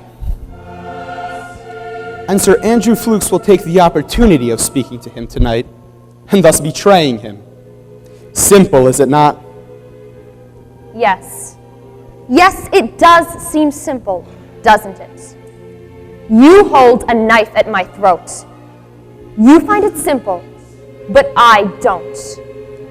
I am offering you the opportunity of saving your brother from his own folly and treachery. Watch for me tonight. No. The Scarlet Pimpernel is in this house. Watch for me tonight. No, I won't. And I pledge the word of the National Convention of France that your brother shall be safe. I have the full authority of Robespierre himself. If I do promise to help you, will you give me my brother's letter? Your brother's life is forfeit to his country. It rests with you to redeem it. Render me useful assistance tonight, citizeness, and you shall have the letter tomorrow. Chauvelin, I may be powerless to help you, however willing. Well, that would be terrible indeed for you. Death for your brother. I didn't think that Mozart fellow wrote such wonderful music. Neither did I. I so agree.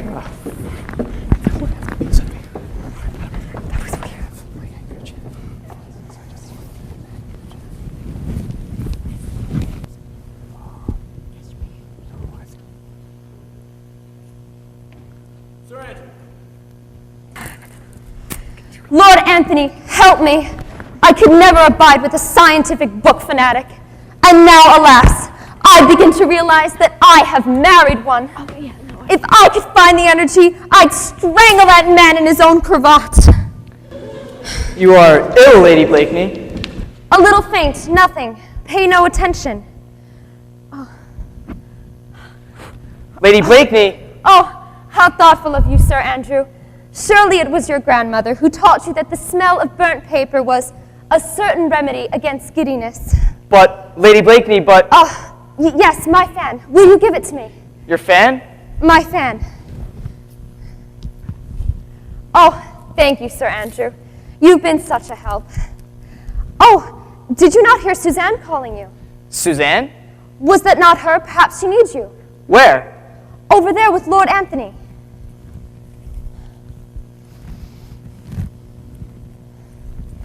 No, I don't see her. Then you'd best go search for her before someone better looking comes along and carries her off. Really, Lady Blakeney, I insist. Here, you may take this now. I have quite recovered. Go and search for your Suzanne. Thank you, Lady Blakeney. Thank you, Sir Andrew.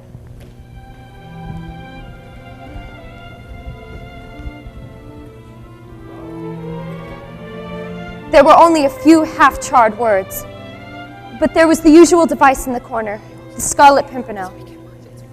The first lines were, "Start myself tomorrow if..." The rest of the paper was so badly scorched, I could scarcely read it. But the last lines were, "If you need my help, we'll be in the library at midnight precisely." Good, then I have plenty of time. What are you going to do? Nothing, for the moment. After that, it will all depend On what? on whom I shall find in this library at 12 o'clock precisely. For whoever is there as the clock strikes 12 will be from that moment followed as closely as his own shadow. Someone will journey to France tonight. I intend to follow that someone. He will be the man I have sought, the man whose energy has outpaced me, whose ingenuity has set me wondering, whose audacity has baffled me, Chauvelin, who has seen a villain turn a trick or two in his day. And my brother. Shall be safe in England in your arms, where I will, the moment I lay hands once and for all on the Scarlet Pimpernel. Vive la France, citoyen.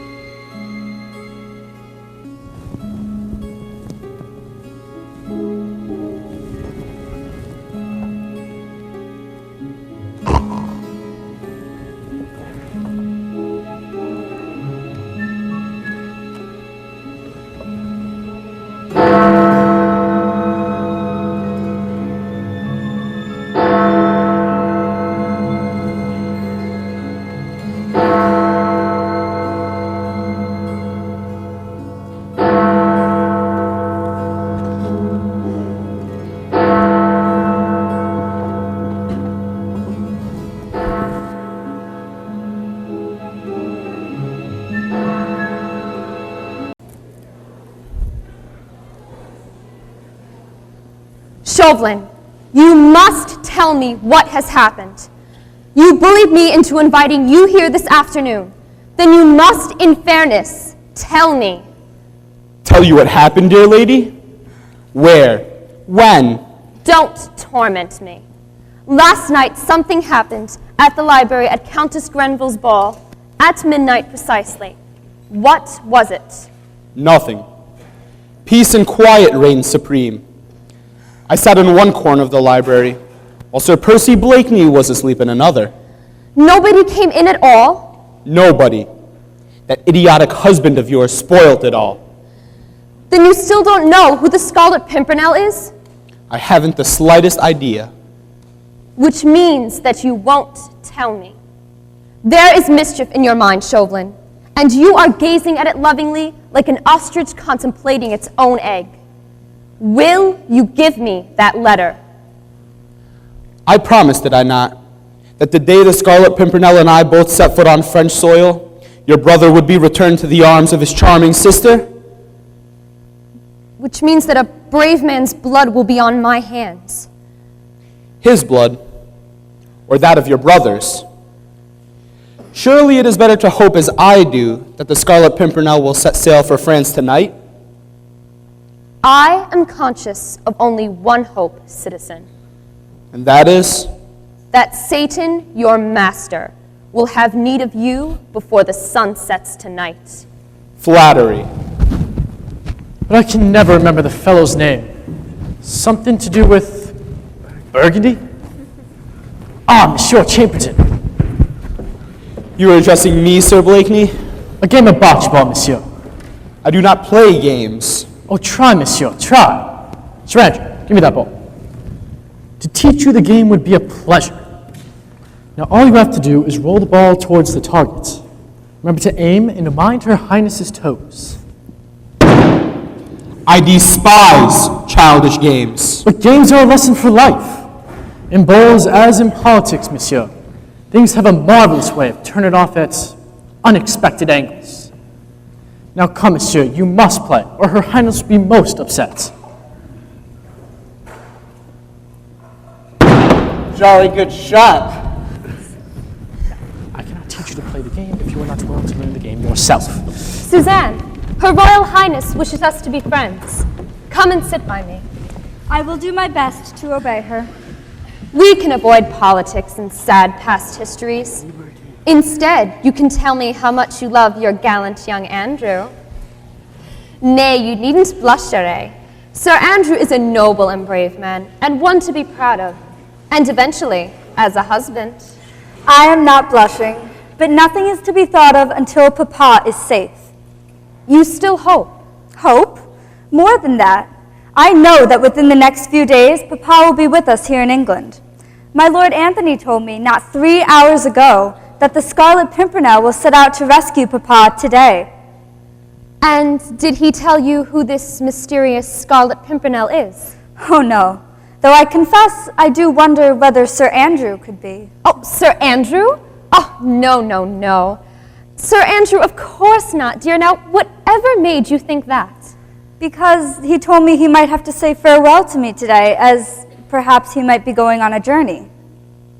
If Sir Andrew should talk of going, don't let him. Invent an excuse, feign an illness, anything. Just don't let him go to France. Dear heart, don't let him go. But Madame, you do not understand. If Sir Andrew himself is the Scarlet Pimpernel, then how can I stop him from going to Papa?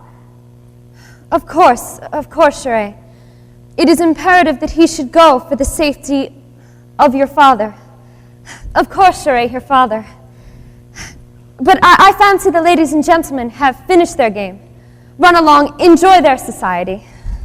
Perhaps only a few brief hours, but if he goes tonight, it is to bring Papa safely to England. If he goes tonight, if he goes. To continue your first lesson, perhaps we should start you off with cricket. Cricket? The rules are somewhat complicated, and I'm afraid the light's getting murky. And I'm fatigued. Perhaps another day. Perhaps. And perhaps some more champagne will be agreeable to all the ladies and gentlemen. Oh, what a clever woman you are, my dear. Champagne? Well now, that's the first sensible suggestion I've heard all day. Shall I lead the way? I will follow any of your ideas. You always have the best. Will you also have a drink, Monsieur Chauvelin? I never drink, Your Highness. Well done, sir. Too busy dispensing equality and fraternity, eh? And liberty. Liberty for whom? Liberty to cut off a man's head if you don't like the shape of his hat?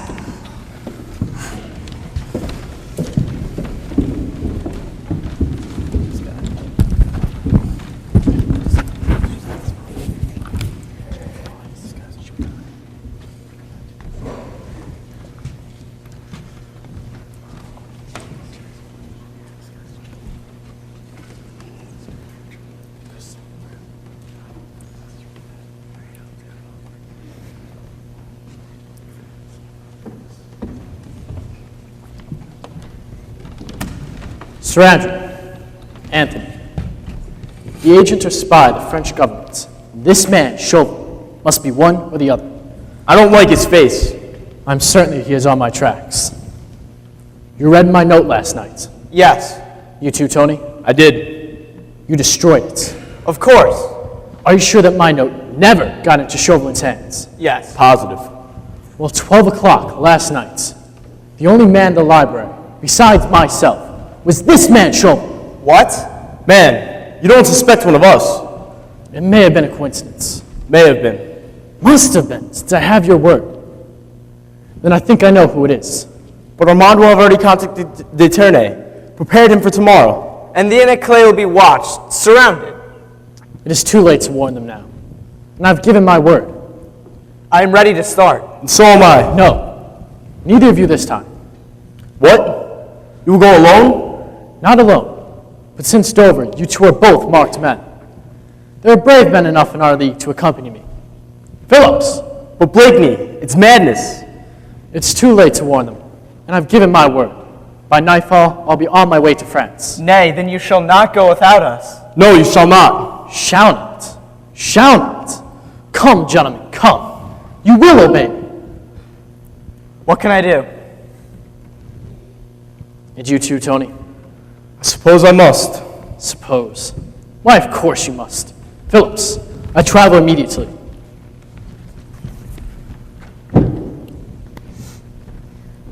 My Lord Anthony. Ah, my dear. Hello. Lady Blakeney. Her Royal Highness is bemoaning your absence. Then we'll join her. In the orangery. In the orangery. My dear, why have you withdrawn the sunshine of your presence from the vicinity of your many worshippers? The heat in the orangery was overpowering, so I slipped away. And I am very tired. Well, I warned you didn't come here for my presence, so the quicker I remove the obstruction, the better your ladyship will like it. Sir Percy! At your service, madame.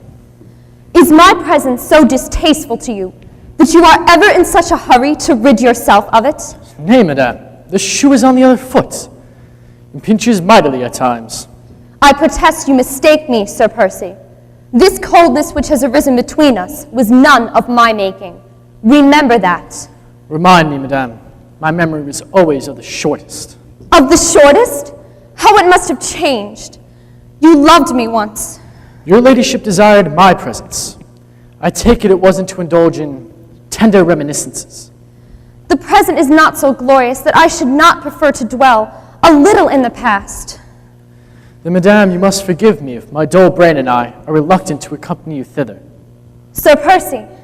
At your service. Is it possible that such love can die? Is there nothing that might help bridge this cruel estrangement? With what object, pray? I humbly put the question, since my dull brains fail to grasp the meaning of this.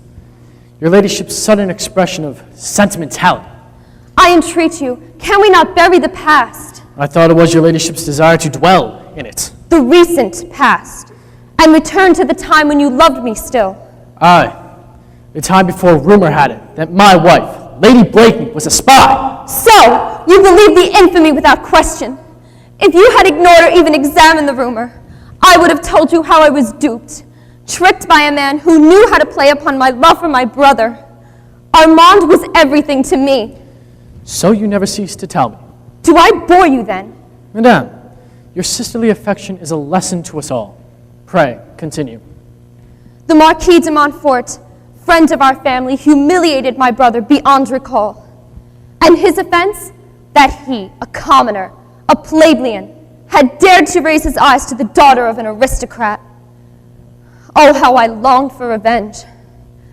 When the opportunity occurred, I took it. What? But I only thought to bring humiliation to that proud Marquis. He was a brute. For questioning your brother as to his means to provide for their future? You call that wrong? It is a father's duty. It was for our family's honor.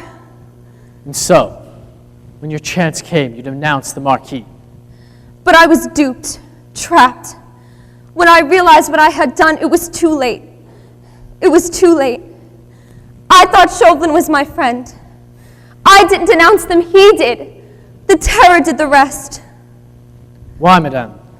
Why this explanation now? At the time, you thought it fit to give me none, and demanded of my love a humiliating allegiance I was not prepared to give. You demanded that I should forfeit my honor and accept everything without question. I asked for no explanation. I waited, never doubting, only hoping. One word from you, and I would have accepted any explanation.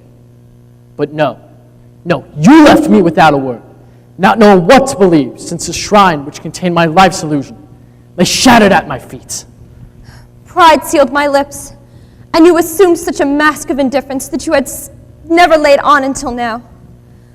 I can scarcely believe that 1 month ago, one tear in my eye would have set you well nigh. And now when I come to you with a broken heart, because... Madame, how can I be of service to you? My brother is in deadly peril. A letter of his, rash, impetuous as were all his acts, and written to Sir Andrew Ffoulkes, has fallen into the hands of a fanatic. Armand is hopelessly compromised. They've arrested him in Belwines. After that, the guillotine. How do you know? Chauvelin told me. When? Yesterday. He threatened me. Oh, it is horrible. And you do not understand. You can't, for your love is dead. I have no one to turn to for help, or even sympathy. Why do you tell me now? I thought you might help me. You have influence at court. Why couldn't Chauvelin help you? Chauvelin promised me, but I don't trust him. He promised you your brother's life. What price did you pay for it? What price did you pay? I paid a horrible price. I betrayed the Scarlet Pimpernel. How? Ffoulkes had a scrap of paper in his pocket. I read it and told Chauvelin that the Scarlet Pimpernel would be in the library at midnight. And was he? Chauvelin says he wasn't, but I think he's lying. And through my betrayal, a noble and brave man might lose his life. What am I to do, Percy? How am I to warn him? Warn him? Against what? Against the danger that threatens him if he returns to France. My dear, if he's the kind of lunatic I take him to be, your warning won't stop him. But he might be going to his death. Why, that's all the fellow lives for. My dear, I can never bear to see a pretty woman weep. Since it distresses you, we will not speak of it. As for Armand, I give you my word that I will do all in my power to help him. Percy! Your guests are waiting.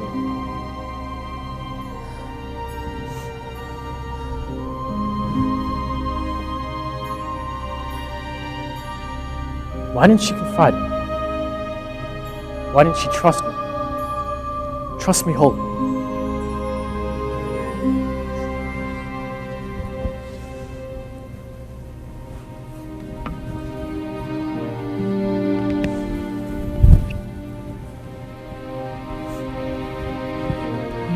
You are going? Where? Most unexpected business calls me to London. Surely your business cannot be so urgent. Your business has to do with your brother. As you say, I have some influence. It is my intention to exert that influence before it is too late. If you save Armand, I will love you all my life. You will. My life is at your service. Then I will not detain you any further. My thoughts go with you. Farewell. You will come back soon, Very soon. and you will remember. Madame, I shall always remember that you have honored me by commanding my services.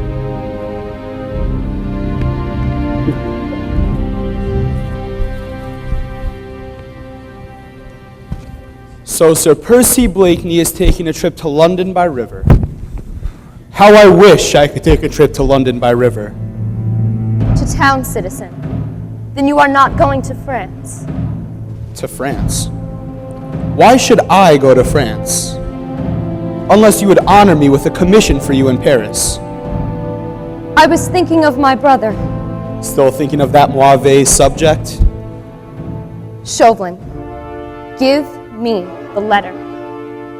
I promised, did I not, to give you that foolish letter the day the Scarlet Pimpernel set out for France? Yes, you did. Then I will redeem my promise. But you have lost sight of the Scarlet Pimpernel.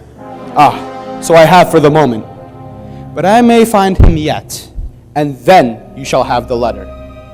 I gave you my word, and I never break it. You trust me thus far, I hope. Faith. This time, I suppose I am trusting the devil. You shall have the letter very soon. I have just received miraculous news. We may look forward daily, almost hourly, for Papa's arrival. Daily? Hourly? My Lord Anthony has just told me that the Scarlet Pimpernel himself will set out to fetch Papa today. Suzanne, child, you mean Sir Andrew? Sir Andrew? Nay, he is not the Scarlet Pimpernel, for he has no plans to travel. But child, you said just now that the chief himself has gone. Oh, he has gone. First he goes to London, then tonight in Dover, and tomorrow night in Paris. First to London, tonight to Dover? Oh no, it couldn't be.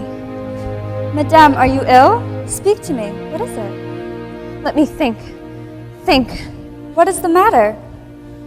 You said he is going. Tonight. What is it? It is nothing. Nothing, child. Nothing, I tell you. Well? Just came by runner, my lady. Who sent it? The man said that his orders were to deliver this, and that your ladyship would understand from whom it came.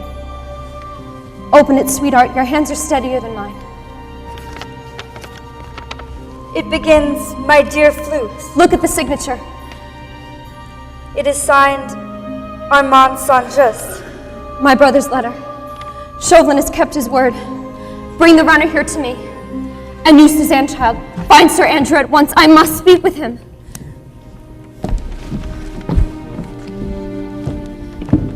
Who gave you this letter?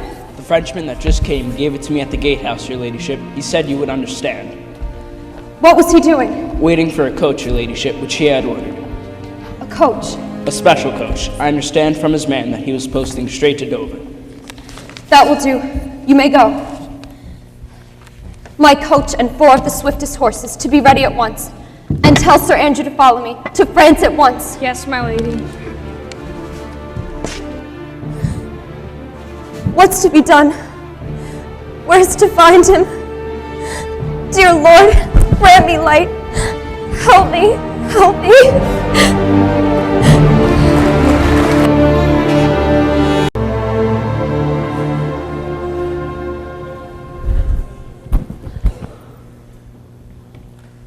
I bring you word, monsieur. We have captured 2 parties of spies in our woods of France. Spies? This terror never ends. I'll never forget how frightened I was the night the mob arrested Frances Blynn and Suzanne de Tournay. They never searched her house, and I was hiding in the shadows. But I know that they are always searching for me. Could that be why there are spies in the Vendée? What are their names? They would not tell me. How many men are there?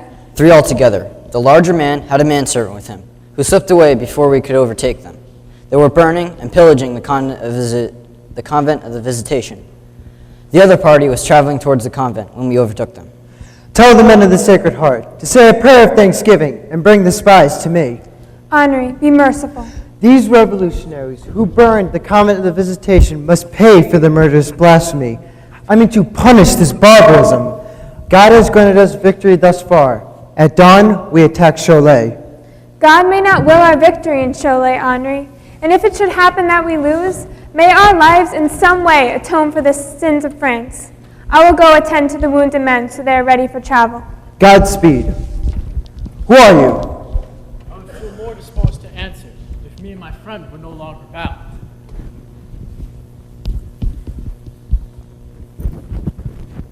My name's Percival Blake, and this gentleman's Chauvelin. I am Difficult Henri Larouche-Jacqueline, commander of the Company of the Sacred Heart. He's a secret agent of Robespierre. How do you know him so well? It's a long, tedious tale. Suffice it to say, we're old adversaries. Throw him in with the pigs. That's uncommon hard on the pigs.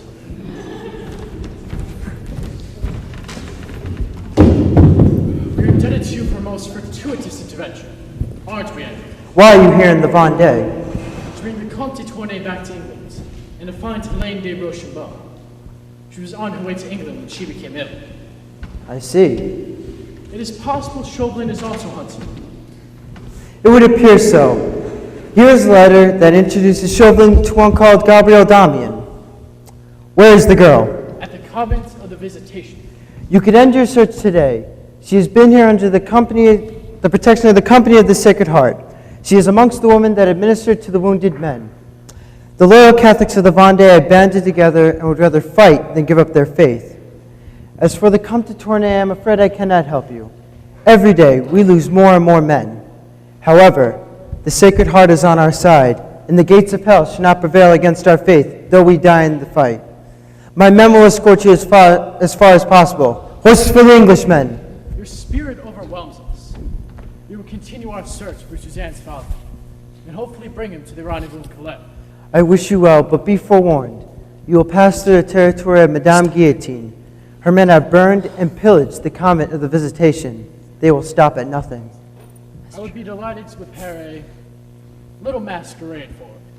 Thank you again for your assistance.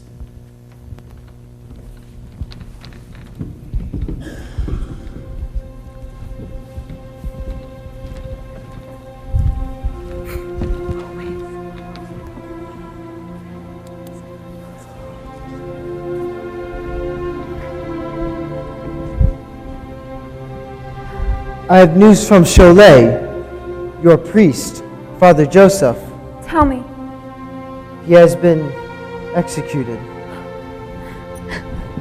It's my fault. He would have been safe with my father. He chose to stay. He didn't choose. I detained him because I wanted to support the Catholic cause and stay in the Vendée. I wasn't really sick. I just didn't want to desert all of you. You can't blame yourself, Helene. The man was murdered. Helene, listen to me. It is a death like his that must give us the courage to keep on fighting. Why? Because we are on the side of God, and of the King, and what is right. We must all be prepared to die for what we believe in. You are right. I know you are. It's just sometimes difficult to live up to. We must be brave.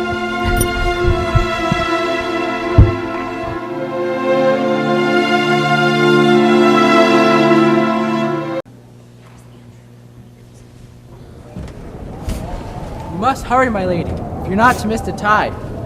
Not that I advise risking the channel tonight. The new moon's nursing the old one in her arms. The east wind's not going to drop before morning. Wait till morning, my lady. No, we must go now. You'll come with me. You're certain about Chauvelin? I tell you he knows that the Scarlet Pimpernel and Percy Blakeney are one and the same person. No, Lady Blakeney. I assure you. Oh, don't you trust me? I am in deadly earnest. Do I look like a woman who would betray her own husband? God forbid, but... But what? Quick! Whose hand guided Chauvelin to that knowledge? Mine. Yours? Yours. But I own it. I had no idea what I was doing. My brother's life was at stake. Quick, Sir Andrew, help me to save my husband. Tell me what you wish us to do. Take me to the rendezvous in Calais. But you will be running the greatest possible risks. Oh, I hope there are risks. I have so much to atone for. Quick, Sir Andrew, I must get to him. To warn him. or if it be too late, to be by his side at the end. Sir Andrew, you take her now. I'll rally the others. Come, Lady Blakeney. I will take you.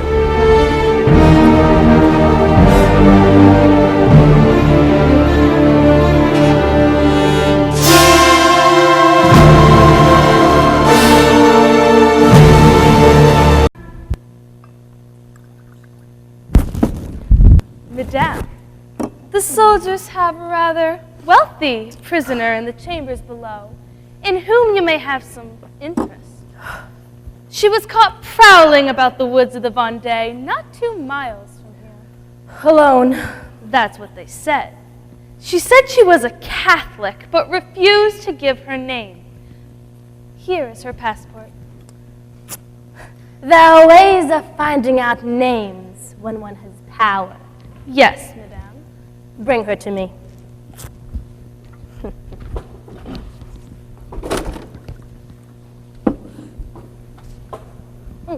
So, you were caught, were you not? And what were you doing in the Vendée, pray tell? These papers will do for a cursory inspection, but there are small mistakes. For example, the travel permit was dated a month ago by John Tournay, an official who left San Jose 6 months ago and now works in Montague. For me. You hate me, I can see it. That's good. I don't want you to tell me who you are. That would spoil it all. I'm going to enjoy finding out for myself.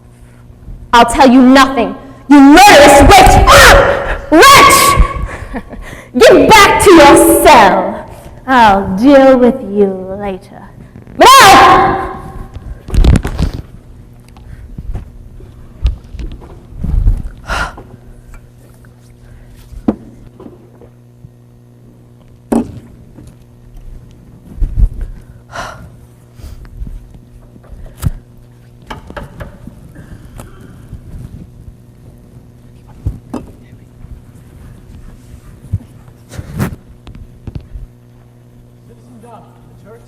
In her room. Alone? Take us to her. But she is ordered... Immediately! Wait here, citizen. You Citizen Dom, I am Citizen Chauvel, and this is my servant. We are under the personal orders of Citizen Robespierre. Citizen Robespierre informed me that you were coming. Then you must know that I am to assist you in finding the daughter of the Marquis de Rochambeau. Unless, of course, you have already found her. No, citizen. Although I discovered today that she is in hiding at a convent some miles from here. And did you go there? I did, only to discover that she fled. Yes, I see. Disappointing. This rebel leader, Monsieur La Rojacline, I believe he knew the Marquis. Of course. The nobility all know each other. They'll go to the guillotine together. Robespierre has informed me of your zeal against the reactionary forces of Vendée.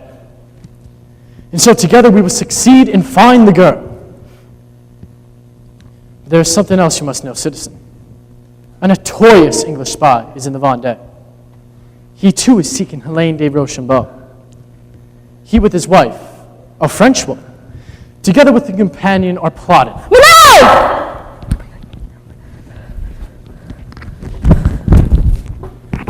You didn't expect to see Chauvelin again, did you?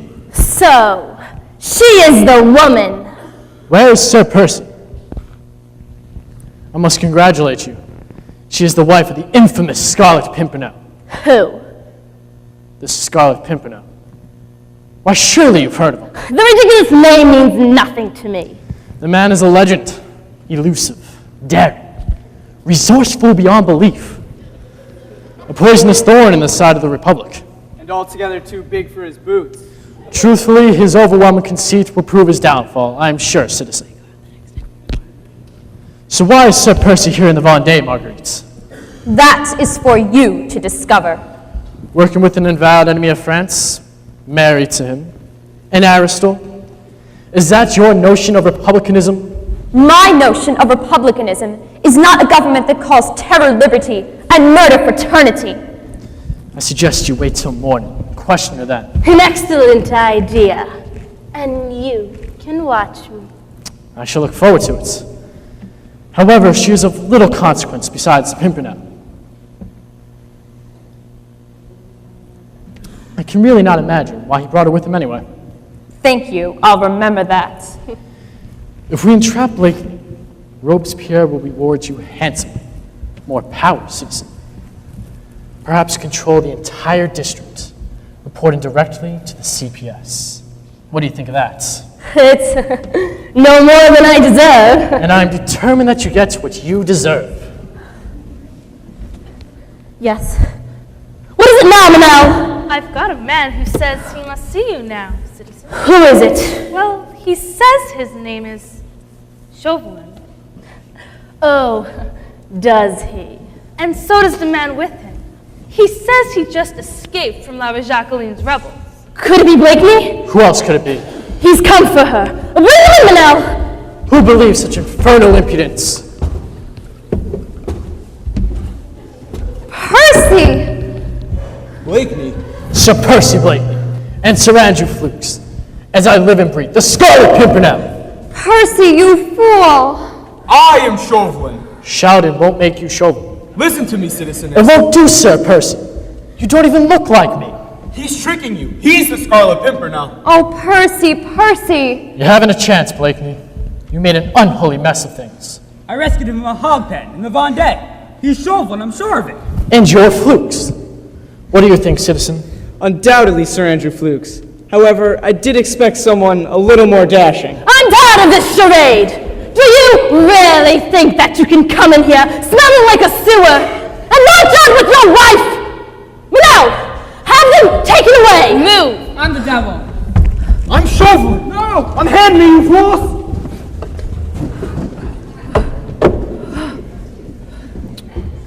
At times, that villain has slipped through my fingers. Yet finally, he marches in here bold as an ape to be captured by Madame Guillotine.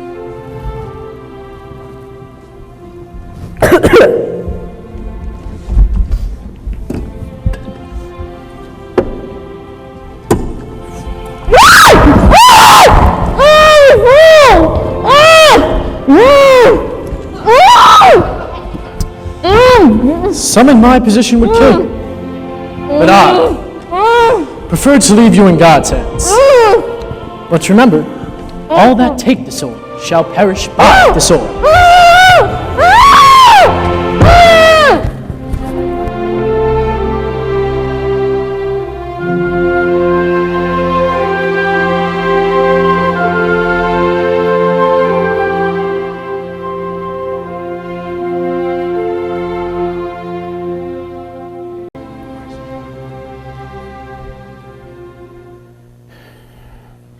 Citizen Chauvelin.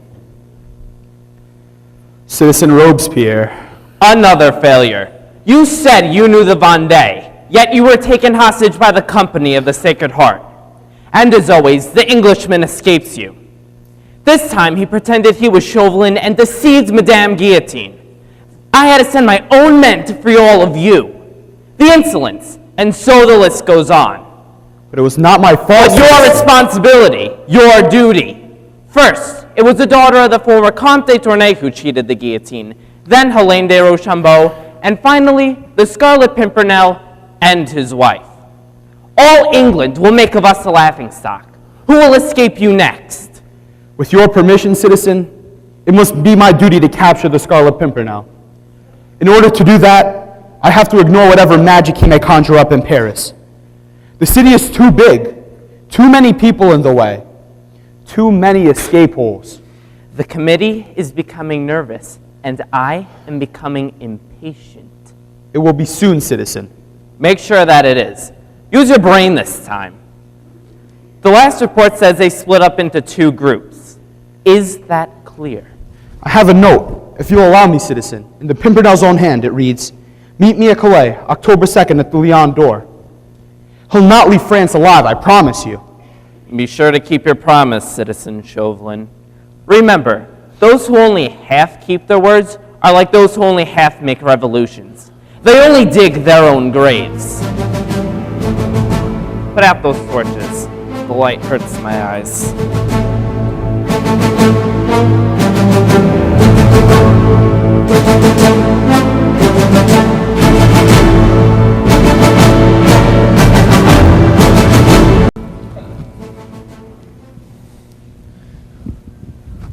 A cold night, citizen. Monsieur. I pray you, join me in a bottle to see in the dawn. Yes. Brogard, Brogard. A bottle of the best wine. Good, Madame Brogard. Any other visitors? Only those two up there. Armand, well done. How was Daytona? Absolutely exhausted. I thought it best to let him sleep a while. The pursuit is closer than I would wish it. The moment I think it's safe, I'll give you a signal. Take him east along the beach as far as the old lighthouse. The boat from the schooner will pick you up there. Yes, and your men? All arrived safely, thank God. It is just as well we split up. This time, I was Chauvelin himself. Now, wait for me till 5 o'clock. Not a moment's longer. The instant you hear the church clock strike 5, get into the boat and start for England, whether I am with you or not. But we can't go without you. Do as I tell you. Very well. Ah, Citizeness Brogard, you're looking as good as ever. Now, citizen, isn't it about time you were going?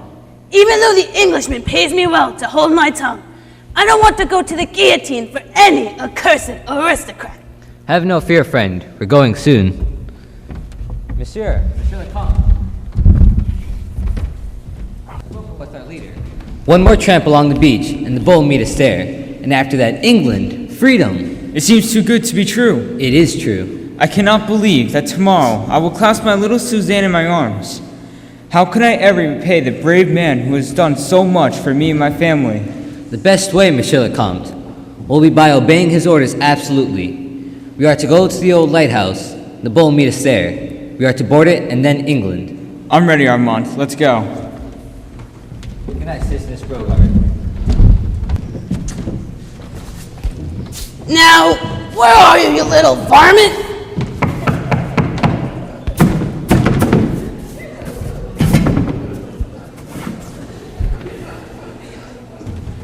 The place is closed. I've got no room. Go elsewhere. No room for anybody. Are you sure this is the place? Aye, 'tis the place, sure enough. I said there was no room. Watch your manners, hunchback. Andrew, remember, we're in France, and in this year of grace, this is the temper of the people. I'd like to scrag the insolent woman. I want nothing to do with Aristos. Are you going? Now look here, Madame Hunchback. Hush, hush. Now look here. We're English travelers and require a bowl of soup and a glass of wine. Please, we'd be very grateful. Aristos. Have you had many customers today? What's my customers got to do with you? We've tried to be civil, but maybe we'll have to try force. You don't frighten me. I was only wondering if you had seen a great friend of mine, a tall Englishman, lately. No. She lies. But is she friend or foe, I wonder? Whichever it is, I don't like the looks of her.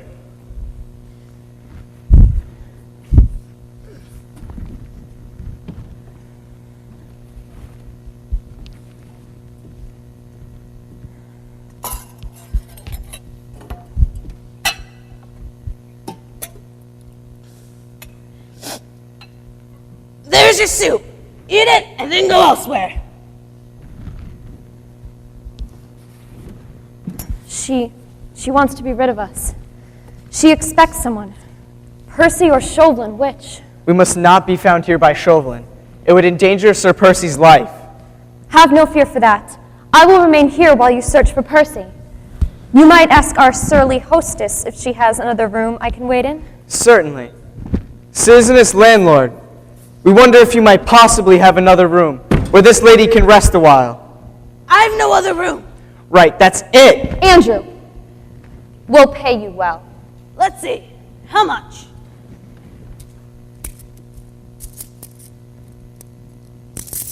Over there. I have no other room. Nothing can be better. I can listen to everything from in there. I hardly like to leave you here alone. This place may be infested with spies. Have no fear for that, and I entreat you, find Percy as quickly as you can. If I don't find him in a half an hour, I shall return for you here. Au revoir, Lady Blakeney. Good night, citizeness landlord.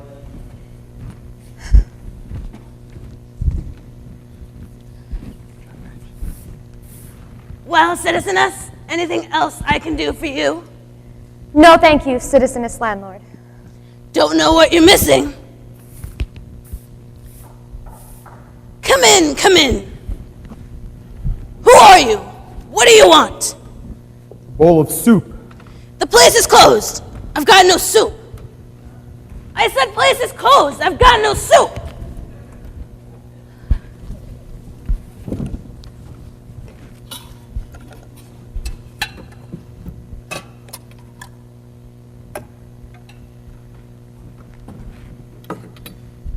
Now clear out.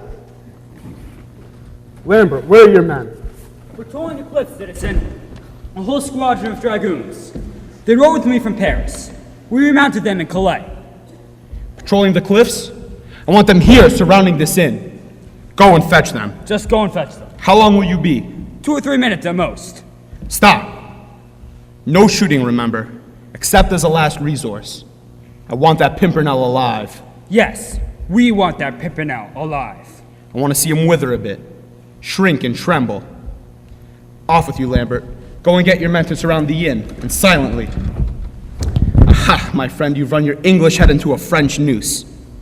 Well, we shall see. We shall see. The Pimpernel.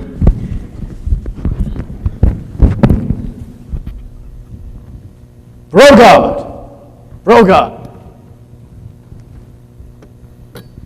Have you seen Brogard, Monsieur Chaperton? I seem to have upset you. Eating soup, too. Beastly stuff soup. A friend of mine died once, choked, just like you, on a mouthful of soup. I'm most horribly hungry. May I? Thank you. Extremely kind of you. I am indeed charmed to see you, Sir Blakeney. I thought you the other side of the channel. Sudden surprise almost took my breath away. Yes, it did, didn't it? Took it quite away, didn't it, Monsieur Chaperton? Pardon me, Chauvelin. I beg your pardon. Chauvelin. I'm sorry. Chauvelin! Oh, yes, I see. Of course. Chauvelin, not Chaperton. Chauvelin. I can never remember those silly foreign names. Now, where's the pepper? I cannot eat soup without pepper. Ah, now there's the pepper. Would you be so kind? Thank you so much. Now tell me, why are you dressed like that? Of course, I should have known you anywhere. The hats and the soutane, they do change you a bit. And how is Lady Blakeney? She is quite well, thank you. She is at present moment enjoying herself in London. Now, come on, tell me, why are you dressed like that? Not really taking holy orders, have you? I have been making discreet inquiries at a number of religious houses. I didn't wish to alarm the nuns, if you take my meaning. And you, Sir Blakeney, are you on your way back from Paris? Paris? No, only got as far as Montreal. Beastly uncomfortable place, Paris, just now. Don't you think so? Not for you, Sir Blakeney. Not for an English gentleman like you, who takes no inflict in the conflict raging there. You're right. You're always right. No business of mine. So what was your business in Montreal? Went to see a man about a horse. A cart horse? No, not this time. A hunter. Formerly the property of the Comte de Tournai. And were you successful? Oh, upon my soul, yes. He is at present moment on his way to England now. The hunter, that is. That watch of yours won't go any quicker for all the looking you give it. Now tell me, who is it you are expecting so impatiently? Oh, Monsieur l'Abbé, Monsieur Chauvelin. Got it right that time. Now you know you were saying. No, you were saying, Sir Blakeney. Was I? Oh, yes. I was saying that the fellow in Piccadilly has sold me better snuff this time than I ever tasted before. Will you honor me, Monsieur l'Abbe? Will you honor me?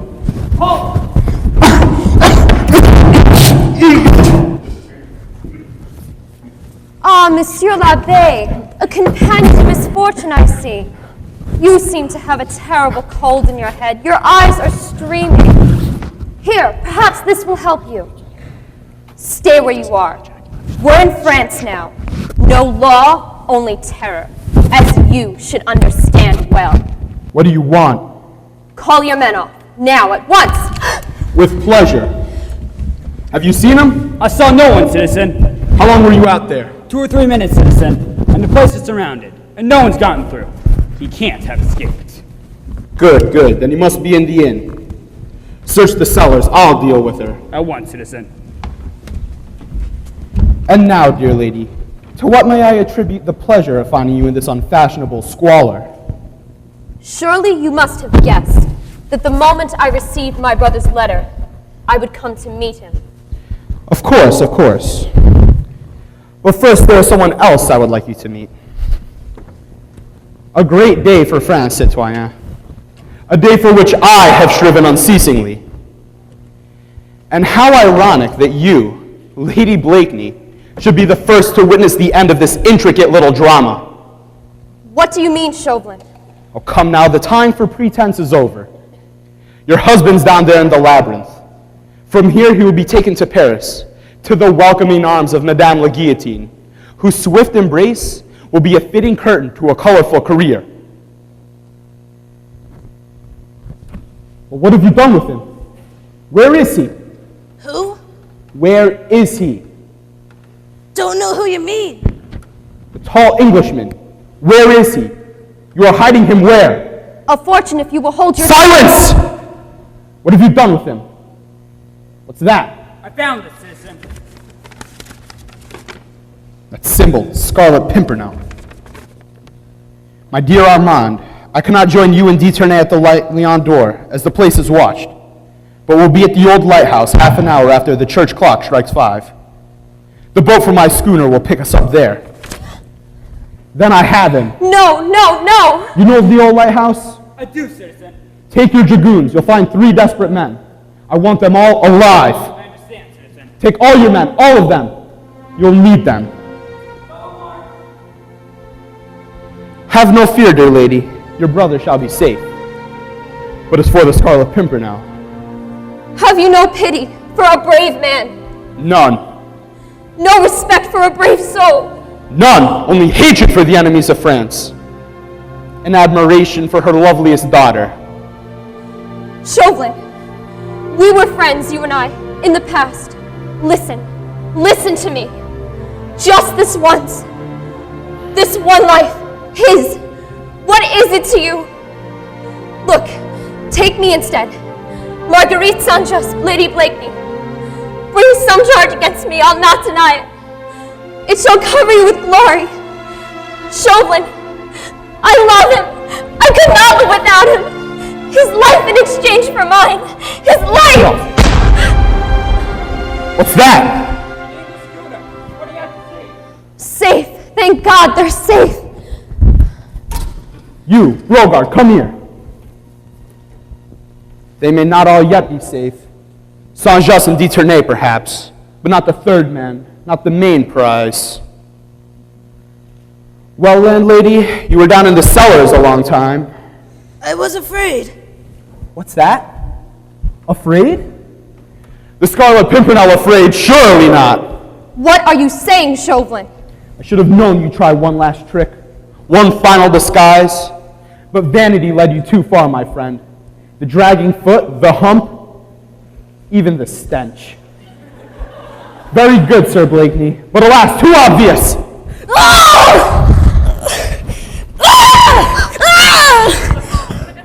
Get out of here, get out of my sight. Lambert, where are your men? Halfway to the lighthouse by now. A long way away. There's no one here but you and me. There's no one here but you and me. Percy!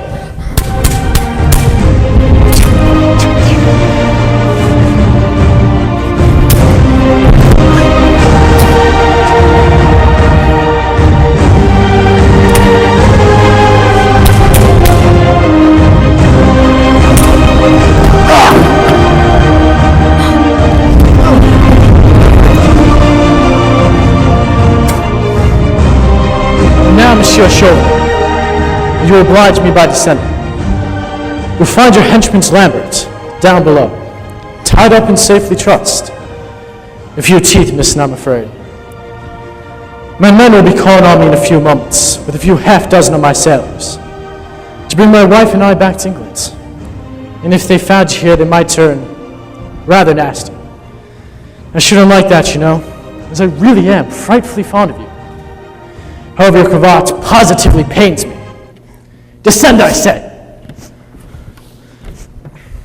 We will meet again, Pimpernel.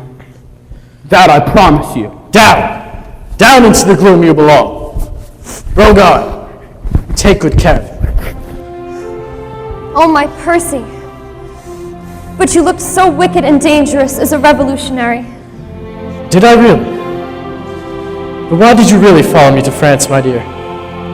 To make up for you for my lack of trust. I wanted to die with you, Percy, if need be. I wanted to die for my faith and for the France that I once loved. That almost happened. But maybe God decided that you were not yet ready. That we were not yet ready. Marguerite, you'll forgive my coldness these past years. There's nothing to forgive, Percy. Then now, I'm the most envied of men.